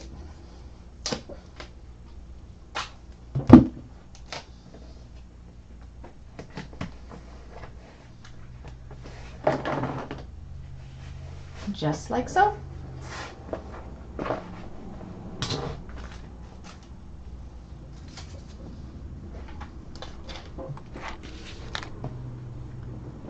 Gina's done.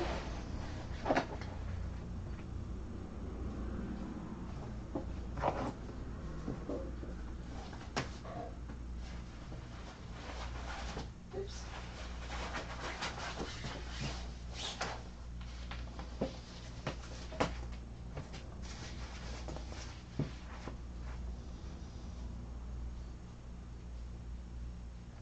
We'll give it another minute or so and then we will move on.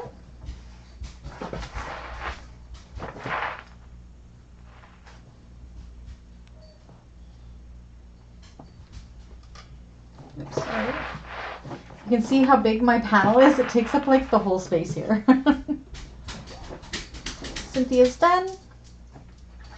Okay, so as you can see, I'm going to have to just put this up so we can see a little bit there, Amy. Sorry, it's kind of at a weird angle for you, but I'll move it back when my pieces aren't quite so big. All right. So once that's done, what we want to do is we want to find the centers. How can I show? The center of the bottom and the center of the curvy top. So I'm going to fold this in half to do so.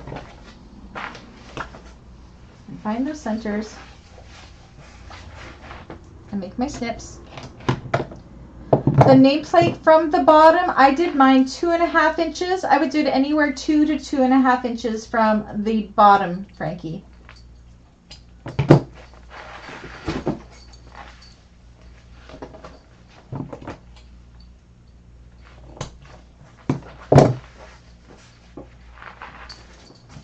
And then I'm just going to take my ruler. Where is all my stuff? There it is. And I am just going to make sure that this bottom notch is definitely center. So that's 9 inches. Yep, I'm center. Okay. Got my front all dirty here. And then we're just going to temporarily line up. This is a trick that I like to do. So I'm lining up that center notch here. And I'm going to clip this all the way along the bottom. This is just temporary. We're going to end up unclipping this in a moment. This is just how I like to find where to put my magnetic snap, the female side, because we want to make sure it's going to line up no matter what. And sometimes measurements can be off, and if your magnetic snap doesn't line up, you're going to be crying.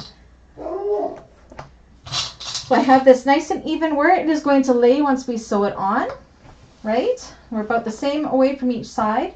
And where this magnetic snap is right here, I am going to push. And because of the foam and everything like that there, it's going to leave, I don't know if you can see it there, it leaves a little indent where the center is. You can't really see it. Or if you put a little bit of a pen mark on it right in the center here, and then you go ahead and you push it down, that worked better. You can see where that center mark is going to be. And that is where you are going to go ahead and install the female side of your magnetic snap. You just want to make sure that they are going to line up, and that does. So you can take this off and go ahead and install the female snap right at that mark. Where did I put it off? There it is.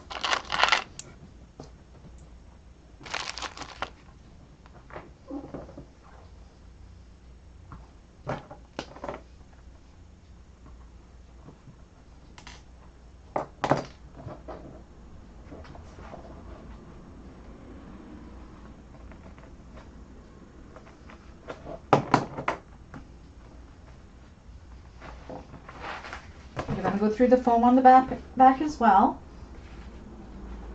Where's my holes? Come on, go through.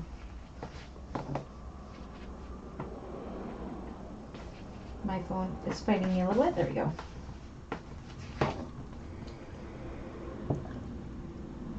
Hi, Lauren. Oh, Lauren, I'm so sorry for your loss with your father-in-law. Let me know if there's anything I can do. And of course, if you need any help during the week, you have my email. Take care, dear.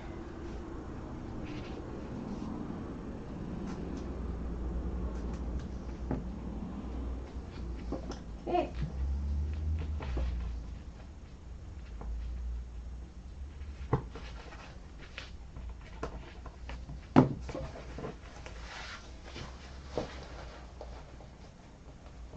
Again, I just use the end of my table here to close my prongs and save my fingers.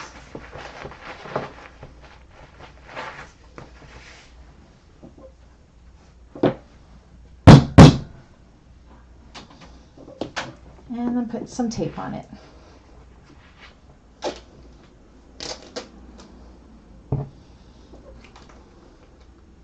Oh, it's not going to break for me now.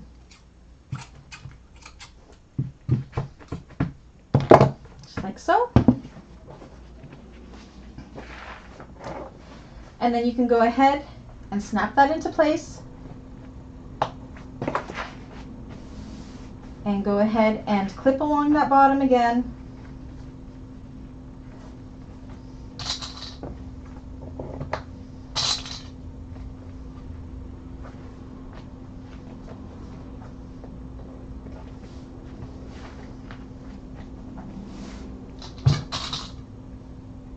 Bye-bye, Lauren. We'll see you next time. Email me if you need anything.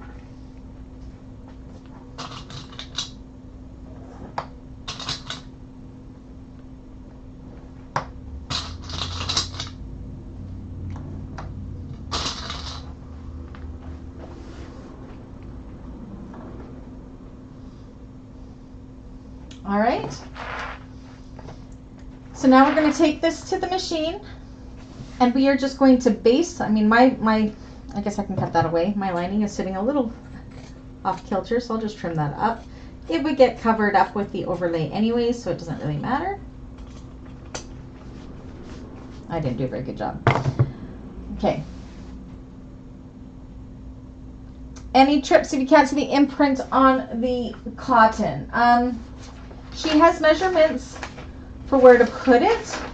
I just know mine never ever match up. So on the main right side, for the carryall size, you would measure down on the main part. So right here to here would be 3 1/4 inches. Or sorry, 3 3/8 of an inch for the large size, and 3 1/4 inches for the handbag size. So you can definitely use the measurements in the pattern that is showing on. Doesn't really have the pages. It's on the first page of the construction there, under construct the exterior main panels. So again, you can measure down 3 3/8 or 3 1/4. Just make sure that wherever you put your mark, double check that it is lining up with your male snap. Okay, so we're going to take this to the machine and we're going to baste down here, across here, and up here. And I know you're thinking these are raw edges, but our overlays are going to be covering that up for us. So let's go ahead and do that.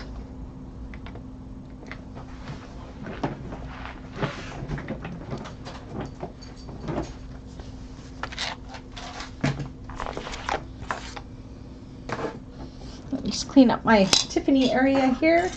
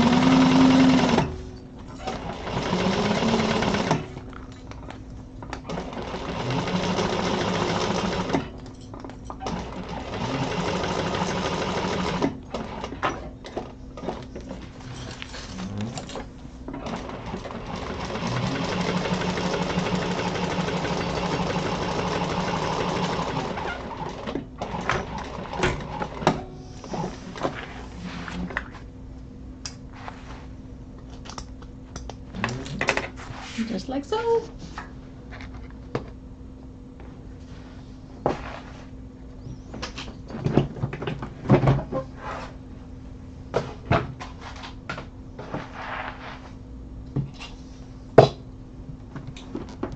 Alright, everybody let me know when you're to that point. So this is what we have so far.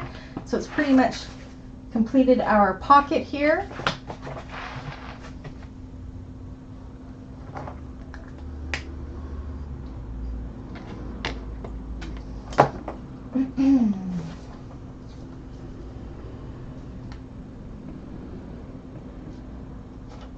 I want to make sure I measured these to the right. I did. Okay.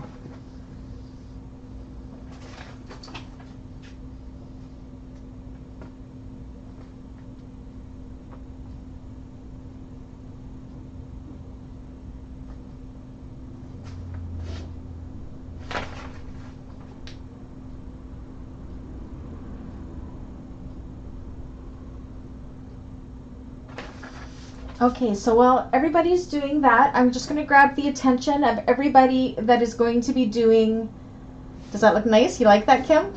Everybody that's going to be doing the luggage sleeve on the back. I know there's just a couple of us. So if you are doing another pocket like this on the back, you go ahead and do the exact same thing we just did with the other main panel. If you're doing the luggage sleeve, it is a little different. And I'm learning this one as we go too, because I haven't done this yet before. Now, one thing that I did different than the pattern for the luggage sleeve is if you're doing all cotton, it's telling us to go ahead and do the same thing with the interfacing and the exterior panel. I think it's going to look a lot nicer with actual fabric on the back. That's why when we cut it out, we cut out a lining piece with it. So I'm going to show you how to do it with the lining piece. If you decide you want to do it like the pattern with the interfacing piece, you're going to do it very similar to how we did it for the cotton overlays, where we sewed them and we turned them and then we pressed them together. But I'm going to do it because I want to have a nice lining side on the opposite side of my luggage sleeve. So I have my exterior piece, which I'm doing in vinyl. You would do this exact same process in cotton if you're doing it in cotton. In the pattern, it also says that you put the exterior piece to foam. I will leave that 100% up to you if you want to do that. The reason I'm not doing it is because we are doing this as a binding finish, and that is just going to add more foam into that binding finish, and I don't think that it really needs the foam in there. If you want to do it, go right ahead. Another thing you could do if you wanted to strengthen this piece is you could put some Decovil Heavy outside of the seam allowances, because that will not get caught in the seams when we go to bind it or whatever. So I'm not interfacing this at all. I have taken a lining piece and I have backed it with my woven interfacing. Okay, Jade, I will wait for you. Do you have any questions about what I just said?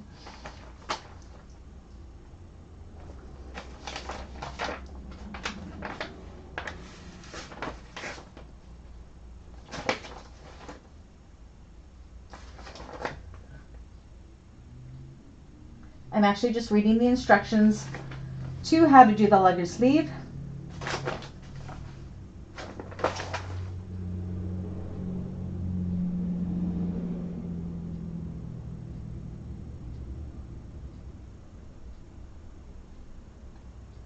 Okay, maybe I should have read this first, because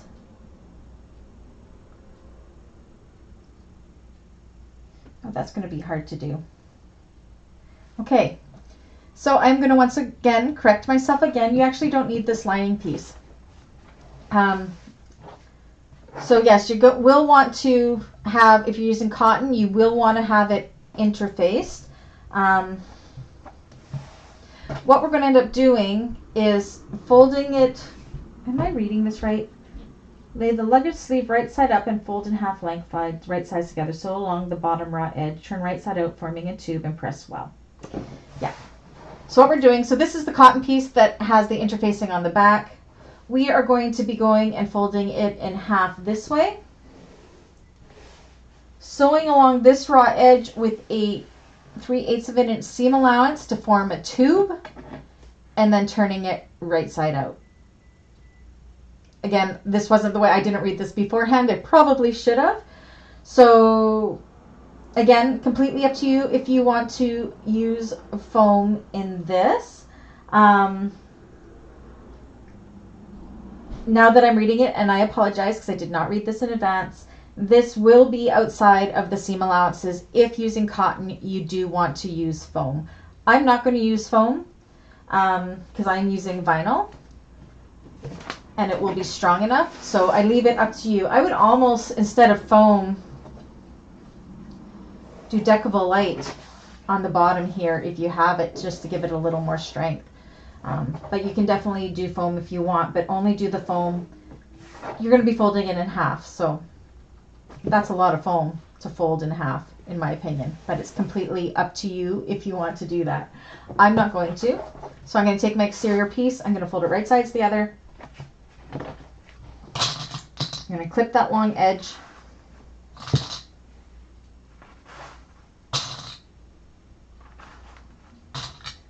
This is not going to be fun to turn through because it is a tube. Foam would make that a little bit harder as well. So just think about how strong you want that to be. Again, cotton, using cotton for that, you may want to back it, but I would almost back it with a Decibel Light instead. So it's my first time making a luggage sleeve as well. So, okay.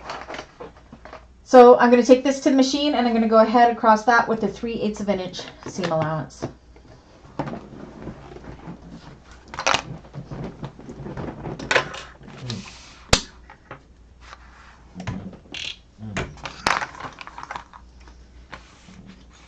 So yes, if you are deciding to put in foam or Decibel Light into this piece, definitely do that before sewing it this way and do it for homework. Again, I'm using vinyl, so I'm not going to do any of that. The vinyl is going to be enough for me.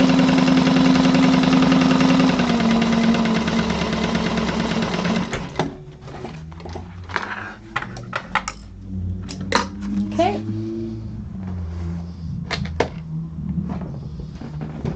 Any questions?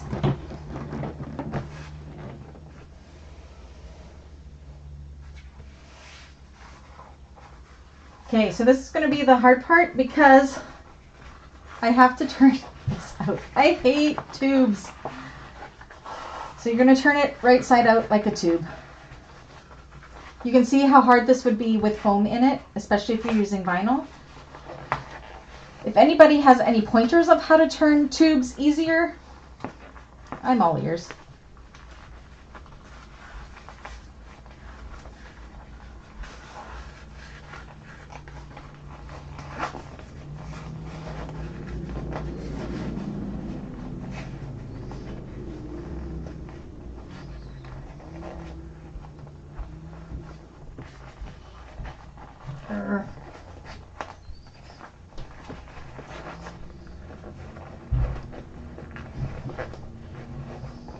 It's a coming.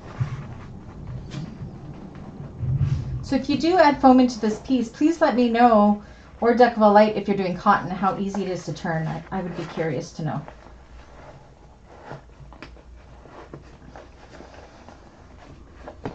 I wish my hand was smaller so I could put it in there.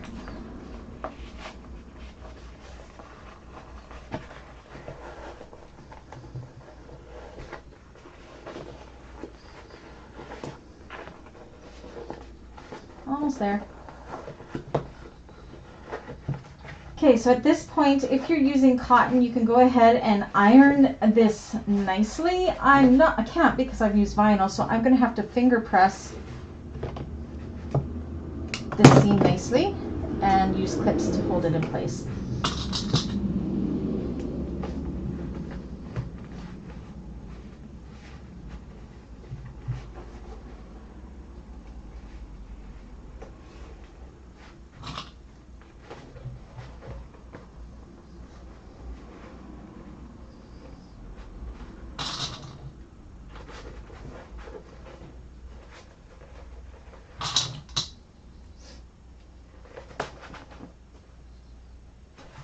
Jade, you're using vinyl. I think for this part, vinyl would be a smart choice just because it will hold up a lot better being a luggage sleeve. So I'm glad you're using that. Amy, what are you using? Are you using vinyl or are you using cotton here?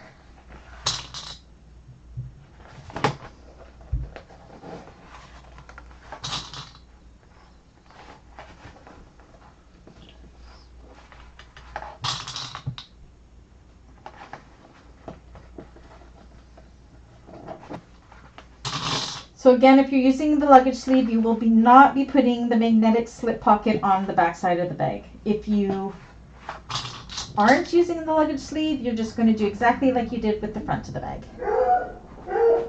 Coco says so too. I think my husband is home. That sounds like my daddy's home type of bark.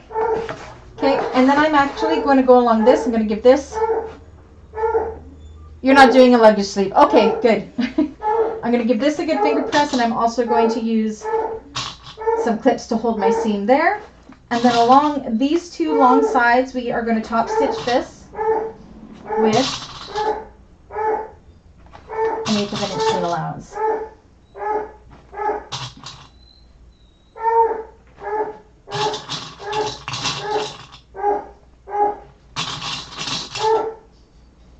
So I'm going to take that over to the machine and do that.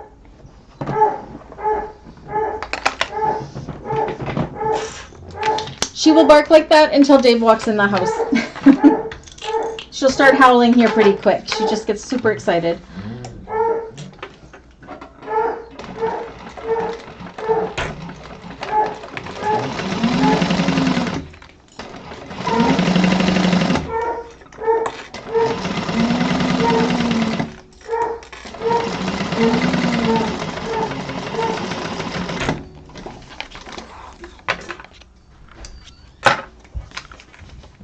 And then down the other long side.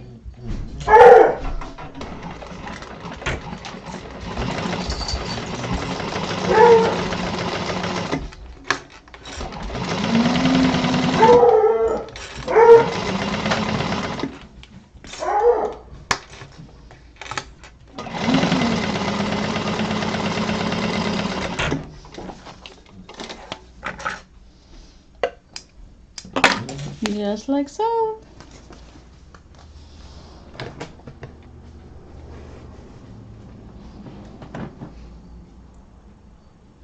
Oh, that's okay, Lisa.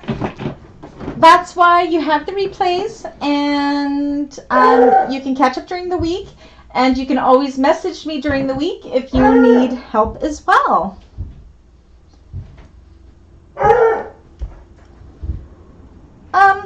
Jaded, you probably could in there put some Decavil in there or foam. That's definitely something you can attempt to do. But Lisa, no, don't worry. A lot of people actually don't sew along and they watch, and then every day they do a little bit of something. So it's not expected that you keep up as we go. I just try to show you a certain amount each class, and then you get homework to finish it all up. So not slow at all. You'll find that most people are right along with you. All right. See, Kim says she can never keep up either. Neither can Jaded. Yes, so that's why you get me during the week too. So you can always message me. Okay, so now only for the carry-all size, so only if you're doing the big one, what you want to do is measure in, well, I'm trying to read what it says here. 4 1/4 inches from the left edge.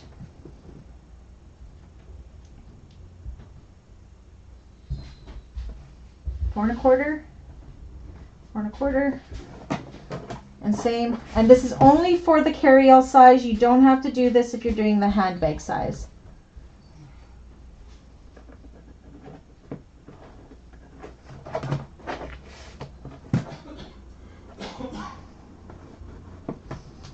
All right.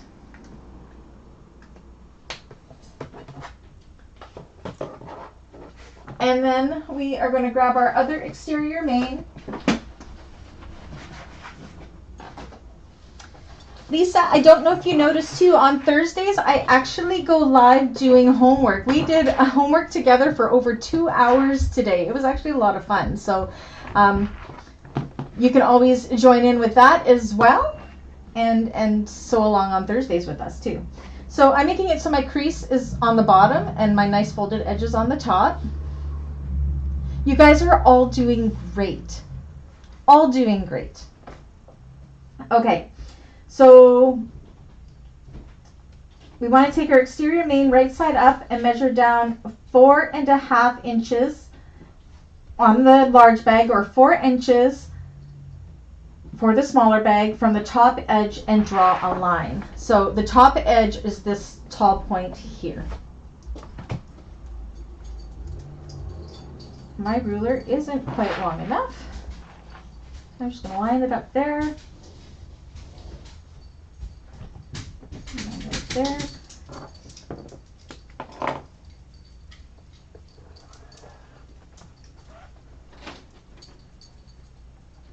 And right there. I can't see right. 1, 2, 3, 4.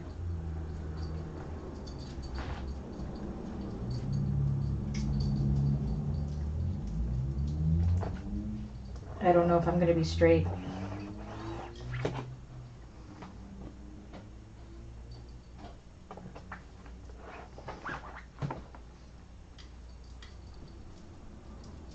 Did I say 4 inches?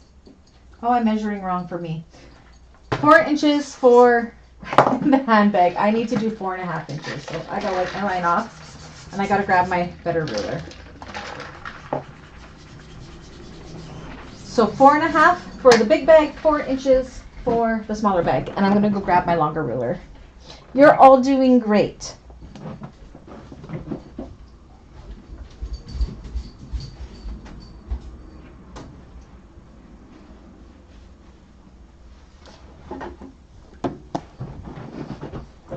And we're right on par for what I wanted to get done this class. So we're doing really good. Okay, so 4.5 inches for the big one. 1, 2, 3, 4.5 from those top curvy parts. And 4 inches for the smaller one. There we go. We're all here for you, Lisa, too. Like, that's why we have the Facebook group, so everybody can help everybody along. We can share our progress, and then doing homework together helps a lot. And being a member, you have access to me, not this weekend because I'm going camping, but during the week. Kim says you have to go at your own pace or you'll get frustrated and make mistakes. Do what feels comfortable. Exactly. Exactly. Okay.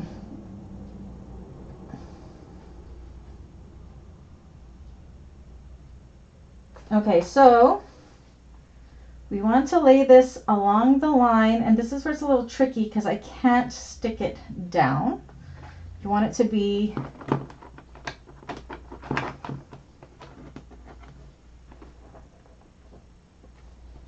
the same amount apart on each side. So that side is 5/8.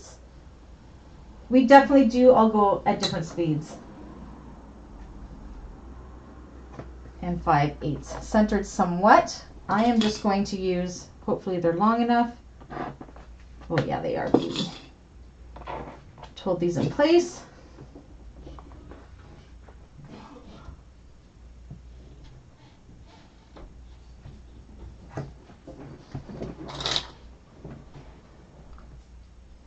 Exactly, that's what this is about, Kim, is all working together. We are a community. We're all bag making sisters, right? And brothers, so. I'm just going to double check something. Just because I normally, yeah, we're good. Okay, so now we're going to take this to the machine. We're not going to stitch in this middle part here. We're going to stitch just below this stitching line with the 1/8 of an inch seam allowance. You are not going to do this on the handbag size. You're only going to be doing this on the carry-all size. So you're going to go an inch away from the, or 1/8 of an inch away from here, down this line and across the bottom on both sides.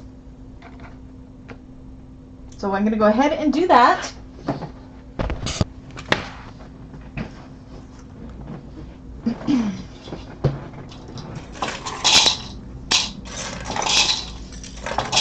And keep in mind too, this is an intermediate bag and you guys are all doing amazingly well. Like, just take it slow. It can be done by anybody. Everybody has their own speeds and you just do what you can do.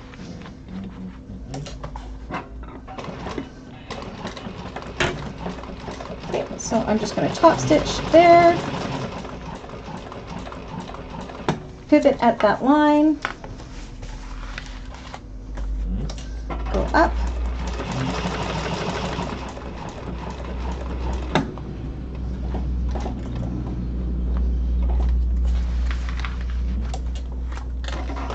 and across again, and do the same with the other side.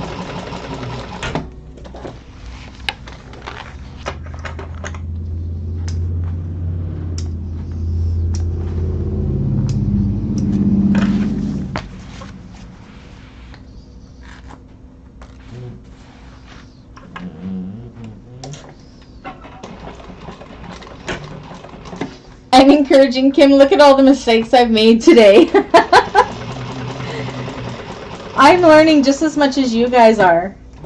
So I've only made this pattern the one time, and I've never done it this big with this luggage sleeve, so I'm kind of learning with you.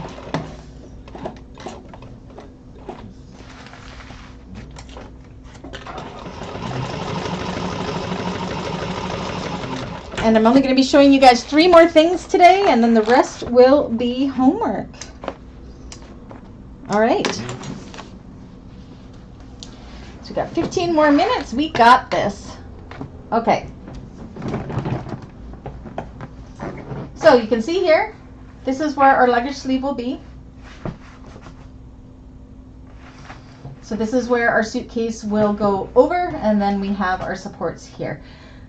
So what we're going to be doing on the front, you're going to do the exact same thing on this back piece, but I am going to show the front piece because that is what everybody is going to be doing. I'm going to show you the overlay, the connectors, and the connector overlay. That is what we're going to do just on one side, and then the rest will be homework. Yes, Kim, exactly. It's important that I show my mistakes because, I mean, I have been doing this for 4 years. Keep that in mind. And I make 5 to 6 bags a week. And I have an industrial machine. Like, I have a lot of benefits and experience. So you don't have to be as fast as me. I'm just trying to get in as much as I can in the 2-hour class. And then you guys can watch the replays and go back and ask questions. You can message me. You can email me. Lisa, ask everybody in this group. Many of them have messaged and emailed me already for help on things, and that is okay. Okay. So I'm just going to show you one side. So what you're going to want to do, look, I grabbed 2 the same size. You're going to want to find your overlay. And I'm going to have to push this up. Sorry, Amy, I know it's a weird angle for you. So you will figure out which ones go with which. So where you've top stitched, or not top stitched, edge coated will be in the center part. If you're doing the cotton overlay, this will be the folded edge, and then this will be the raw edge, okay? So I'm only going to show you one side, and then the other 3 sides will be homework. Kim says, but that helps us. Oh yeah, I read that already. Okay, so what I recommend doing, if you're using all cotton, you can definitely go ahead and use pins to hold this in place. Jade messages all the time, yes. I'm here for you. Again, not this weekend because I will be camping. So you can clip this in place as well. I'm just going to use a little bit of double-sided tape outside of where I will be stitching. So you can definitely do this on a domestic machine as well. You do not need to use double-sided tape. I'm just a double-sided tape junkie, as everybody knows. So what we want to do is we want to line up this curve with the shape of the bag. You can see how that is covering up all of these raw edges here. So line it up. Again, I'm going to use my tape to hold in place as well as clips. You can just use clips if you like. Line it up. I think my husband has started up his motorcycle. I can hear it. Yep, he has. Don't know if most of you know, my husband was in a head-on collision on his Harley only a year ago, so it's kind of a big deal that he's getting on his dirt bike right now, getting back on 2 wheels. Okay, So line that up nice and straight. Clip along that raw edge to hold it in place.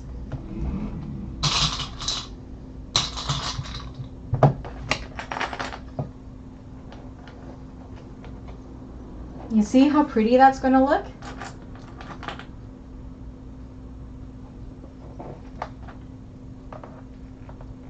And my lime green thread just matches this so perfectly.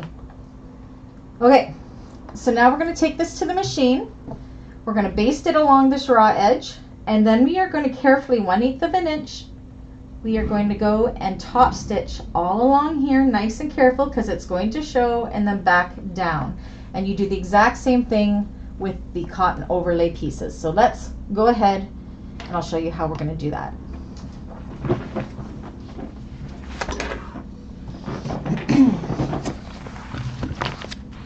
All right, here we go. Vroom vroom, as long as he doesn't go anywhere. Yeah. He'll be dirt biking with my dad this weekend, so that'll be good. Okay, so I like to start along the raw edges because I like to do my back stitch there where it's not going to show.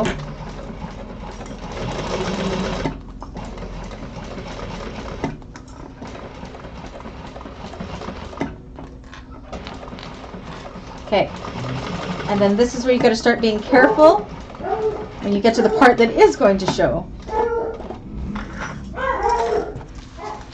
Coco does not like the sound of the motorcycle, obviously. So take this top stitching nice and slow because it is going to show. You're going to see me hand cranking a lot.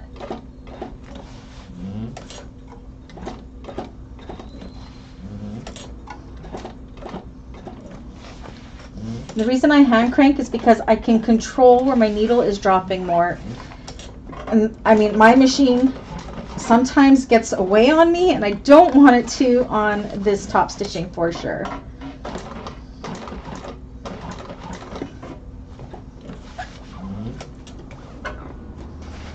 This bag is so big, holy.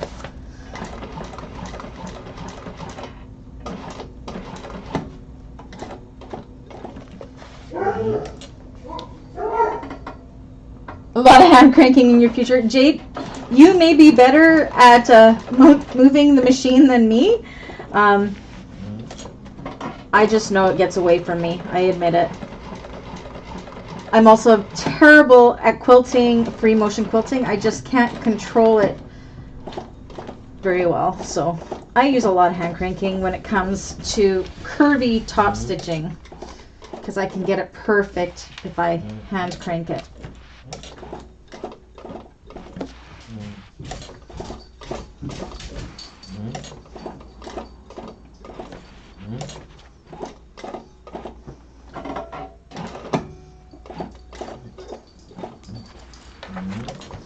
And the home stretch. I'm not so worried about the sit here, as you can see. 2 more steps to do, and then we are done for today. All right. So that's what we have there. June says most FUBUs can be fixed or turned into creative designs. Exactly. I have so many creative designs. We are usually our own worst critics. A lot of people don't see our mistakes like we see our mistakes. So really, it's nothing to worry about. Okay, I just got to remind myself of our measurements here. So we have that. I am going to rush through these last 2 because we only have 5 minutes left and I want to get through it. So for the placement of our connectors is what we're working on first, or strap anchors, no, our connectors. I don't know what these are called. On our main body here, we're going to measure down 2.5 inches from the top edges. It looks like it's the same for both. So I'm going to measure down 2.5 inches. Whoops, 2.5, 2.5. 2.5. You don't have speed control, Jade, so you are going to hand crank like I do. So I'm going to draw a line at 2.5. I'm not going to go all the way across. And Okay. And again, she's not giving separate measurements, so I guess this is the same on both bags. And then we are going to measure in from the left and right sides 4 1/4. Again, all of these are in the pattern if you need to reference them again.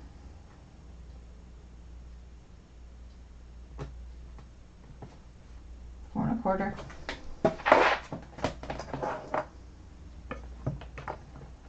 One, two, three, 4. Sometimes I'm really bad at reading rulers.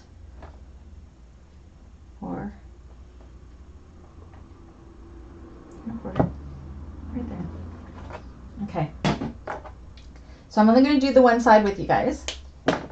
So remember that 1-inch line, mine's already disappearing because my invisible ink pen, but that 1-inch line we drew on a rectangular ring, I am going to take some double-sided tape. Again, I'm going to keep it outside of where we will be stitching, so kind of in the middle here, like so. Oops, get in there. And that, where are we here? Sorry, I don't know that. Oh my gosh, Alexa just scared me. So the fold here, we're going to match up at the inside of these lines.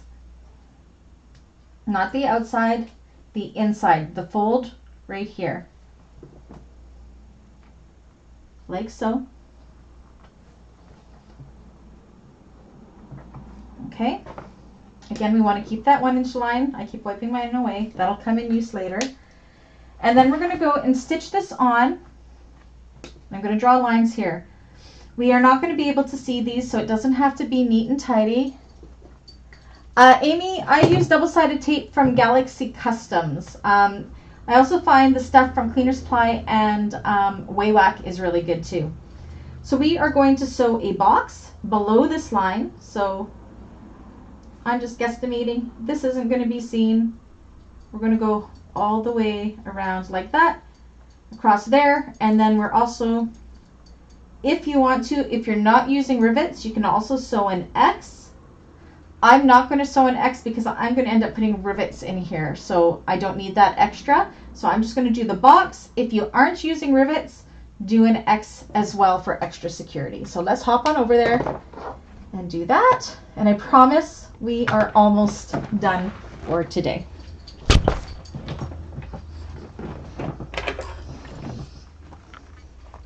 Okay, and I already slipped down. Let's double check that again. Okay.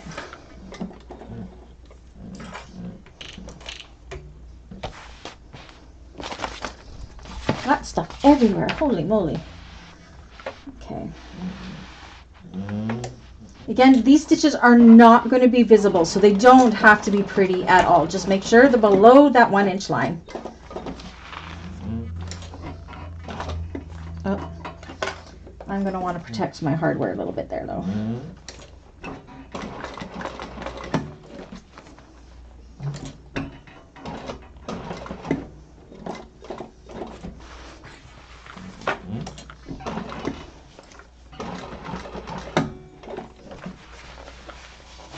So again, if you're not using rivets, you can go ahead and do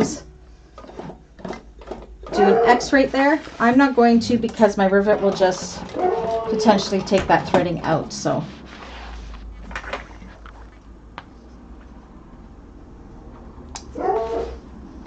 oops. Okay, so we'll go back to the table. Okay, and again, my 1-inch line is starting to disappear, so I'm going to just draw that in again. Maybe I'll double check that it's still 1 inch. It is. And the last step of these connectors. So you're going to take your strap overlays, anchors, whatever they're called. I don't remember anymore. Again, I'm going to use a piece of double-sided tape outside of the seam allowances to hold this in place, right down the middle.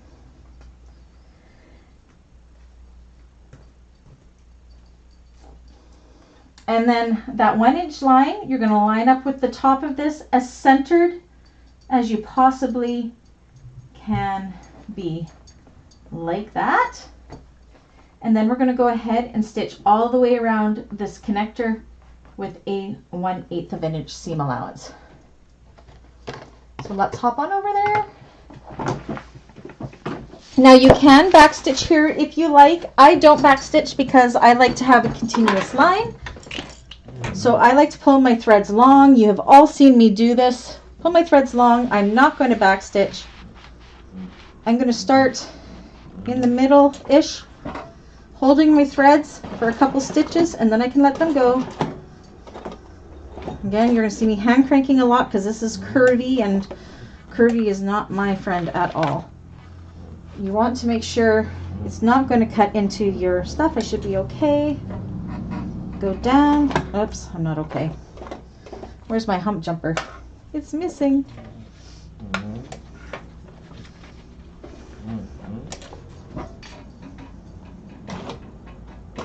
That got me through it. We're okay.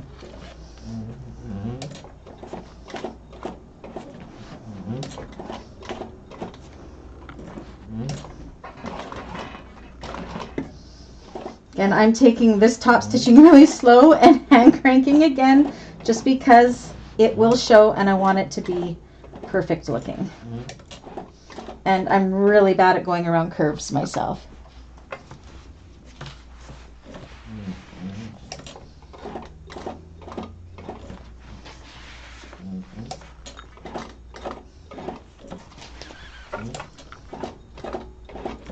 I know, it's painful to probably see me hand crank. Okay, so now that I'm like 2/3 of the way through, I'm going to reach under and I'm just going to pull on my bobbin thread here for my starting to pull out a loop, and that loop is your top thread. So I'm going to pull, you'll see it moving here, my top thread through to the back. Say that 10 times fast, top thread through. Okay.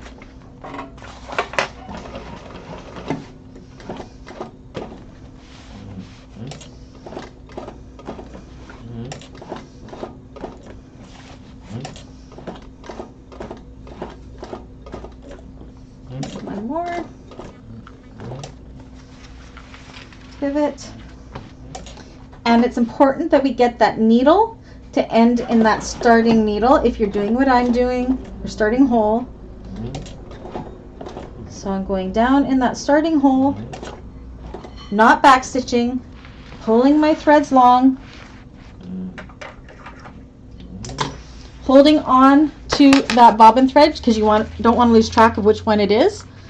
Pull on it, pull up that top thread, pull it through, and that's where you're going to see how that line has no back stitch and it's completely continuous all the way around. Take those 4 strands, tie them in 3 or 4 knots to tie them off. But again, if you can also back stitch. You don't have to do it all like this. This is just my preference of how I like to do it.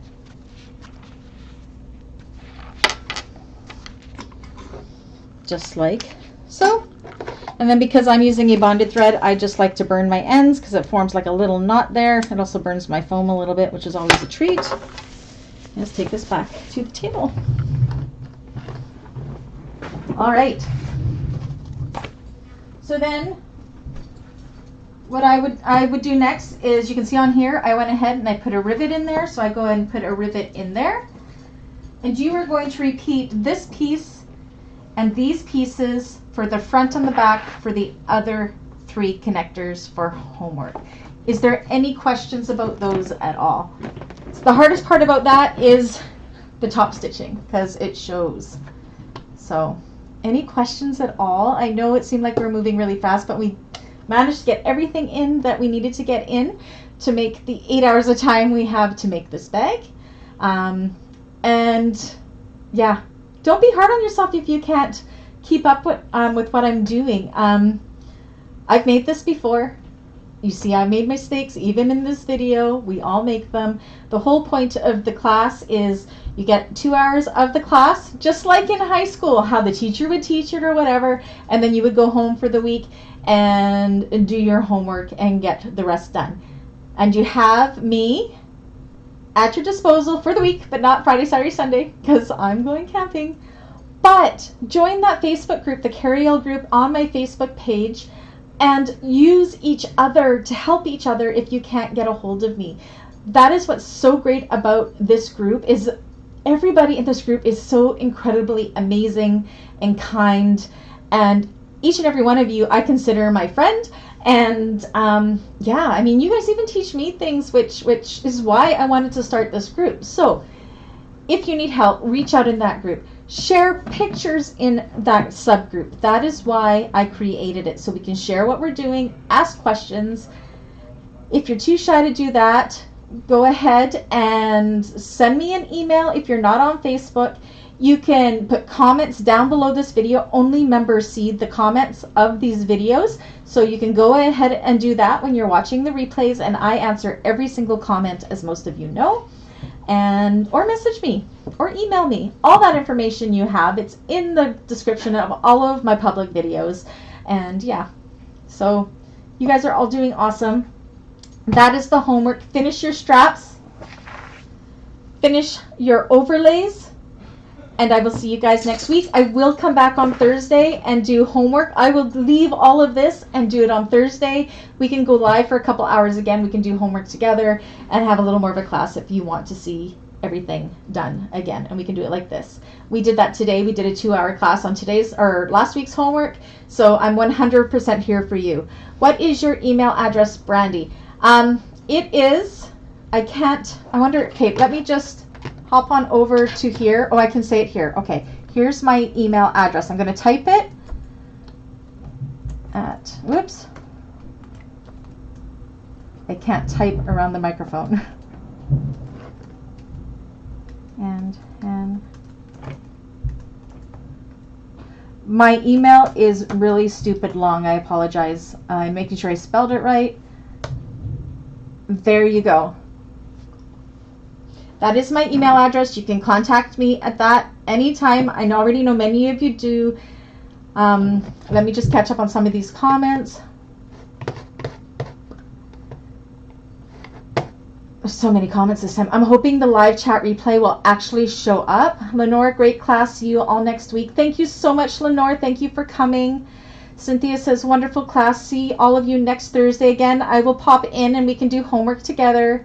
Karen, sorry I didn't make the class tonight. I was dropping off my martini bag. I'm going to rewatch this now. I hope you ladies had fun. Karen, please let me know what you think. Karen is one of my mins. Please let me know what you think of the new setup. I think you are the only one that hasn't seen it yet. Marcianne, thank you so much. And please email me if you have any questions. If you are on Facebook, we can definitely do a private video, or I can even do it through YouTube and just send you a private link and you can talk in the chat and I can show you on here. Glad you enjoyed it, Rhonda. Oh, Lisa, you don't have to try to, I don't even keep up with myself half the time, trust me. It was funny me trying. Yeah, no, you don't have to. That's why you get homework. Marcianne, I'm so glad you liked the class. Jade, you enjoy your weekend too. Kim, no need to feel anxious. Always go at your own pace. And you know, you talk to me all the time on Facebook, so you know I'm here for you, girl. Lisa, thank you. I will see you Thursday as well. Jade, I think that Karen's bag went to a good home, yes. Amy, enjoy your camping this weekend. Marcianne, thank you for coming. And yes, Karen, I am so blown away with the support of everybody in this channel, and all of this equipment was purchased through coffees, and thank you everyone. See, now I'm gonna get all teary. And Kim, never be anxious, please. You don't have to be. This is supposed to be fun. Anyways, I'm gonna go. I think I can smell the lasagna cooking. Kathy, I'm so glad that you got all the YouTube stuff sorted out with whatever was happening last week and could join us again. Message me. You know how to get a hold of me. You all know how to get a hold of me. Anyways, I'll catch you guys next time. I will put this down into the membership side for replay so you can see it again whenever you want through the week. Again, homework is your straps and finishing up the rest of the main panels of the bag. Next week we will be doing the zipper gusset and the bottom and the lining pieces. That is our goal for next week. So it'll be a little bit less intense. This was a pretty intense one with all these overlays and top stitching and everything, but we're past the hard part now. Well, until we get to the binding, because that's another challenge in itself. But you guys got this. It's all good. Anyways, catch you guys all in the next one. Bye!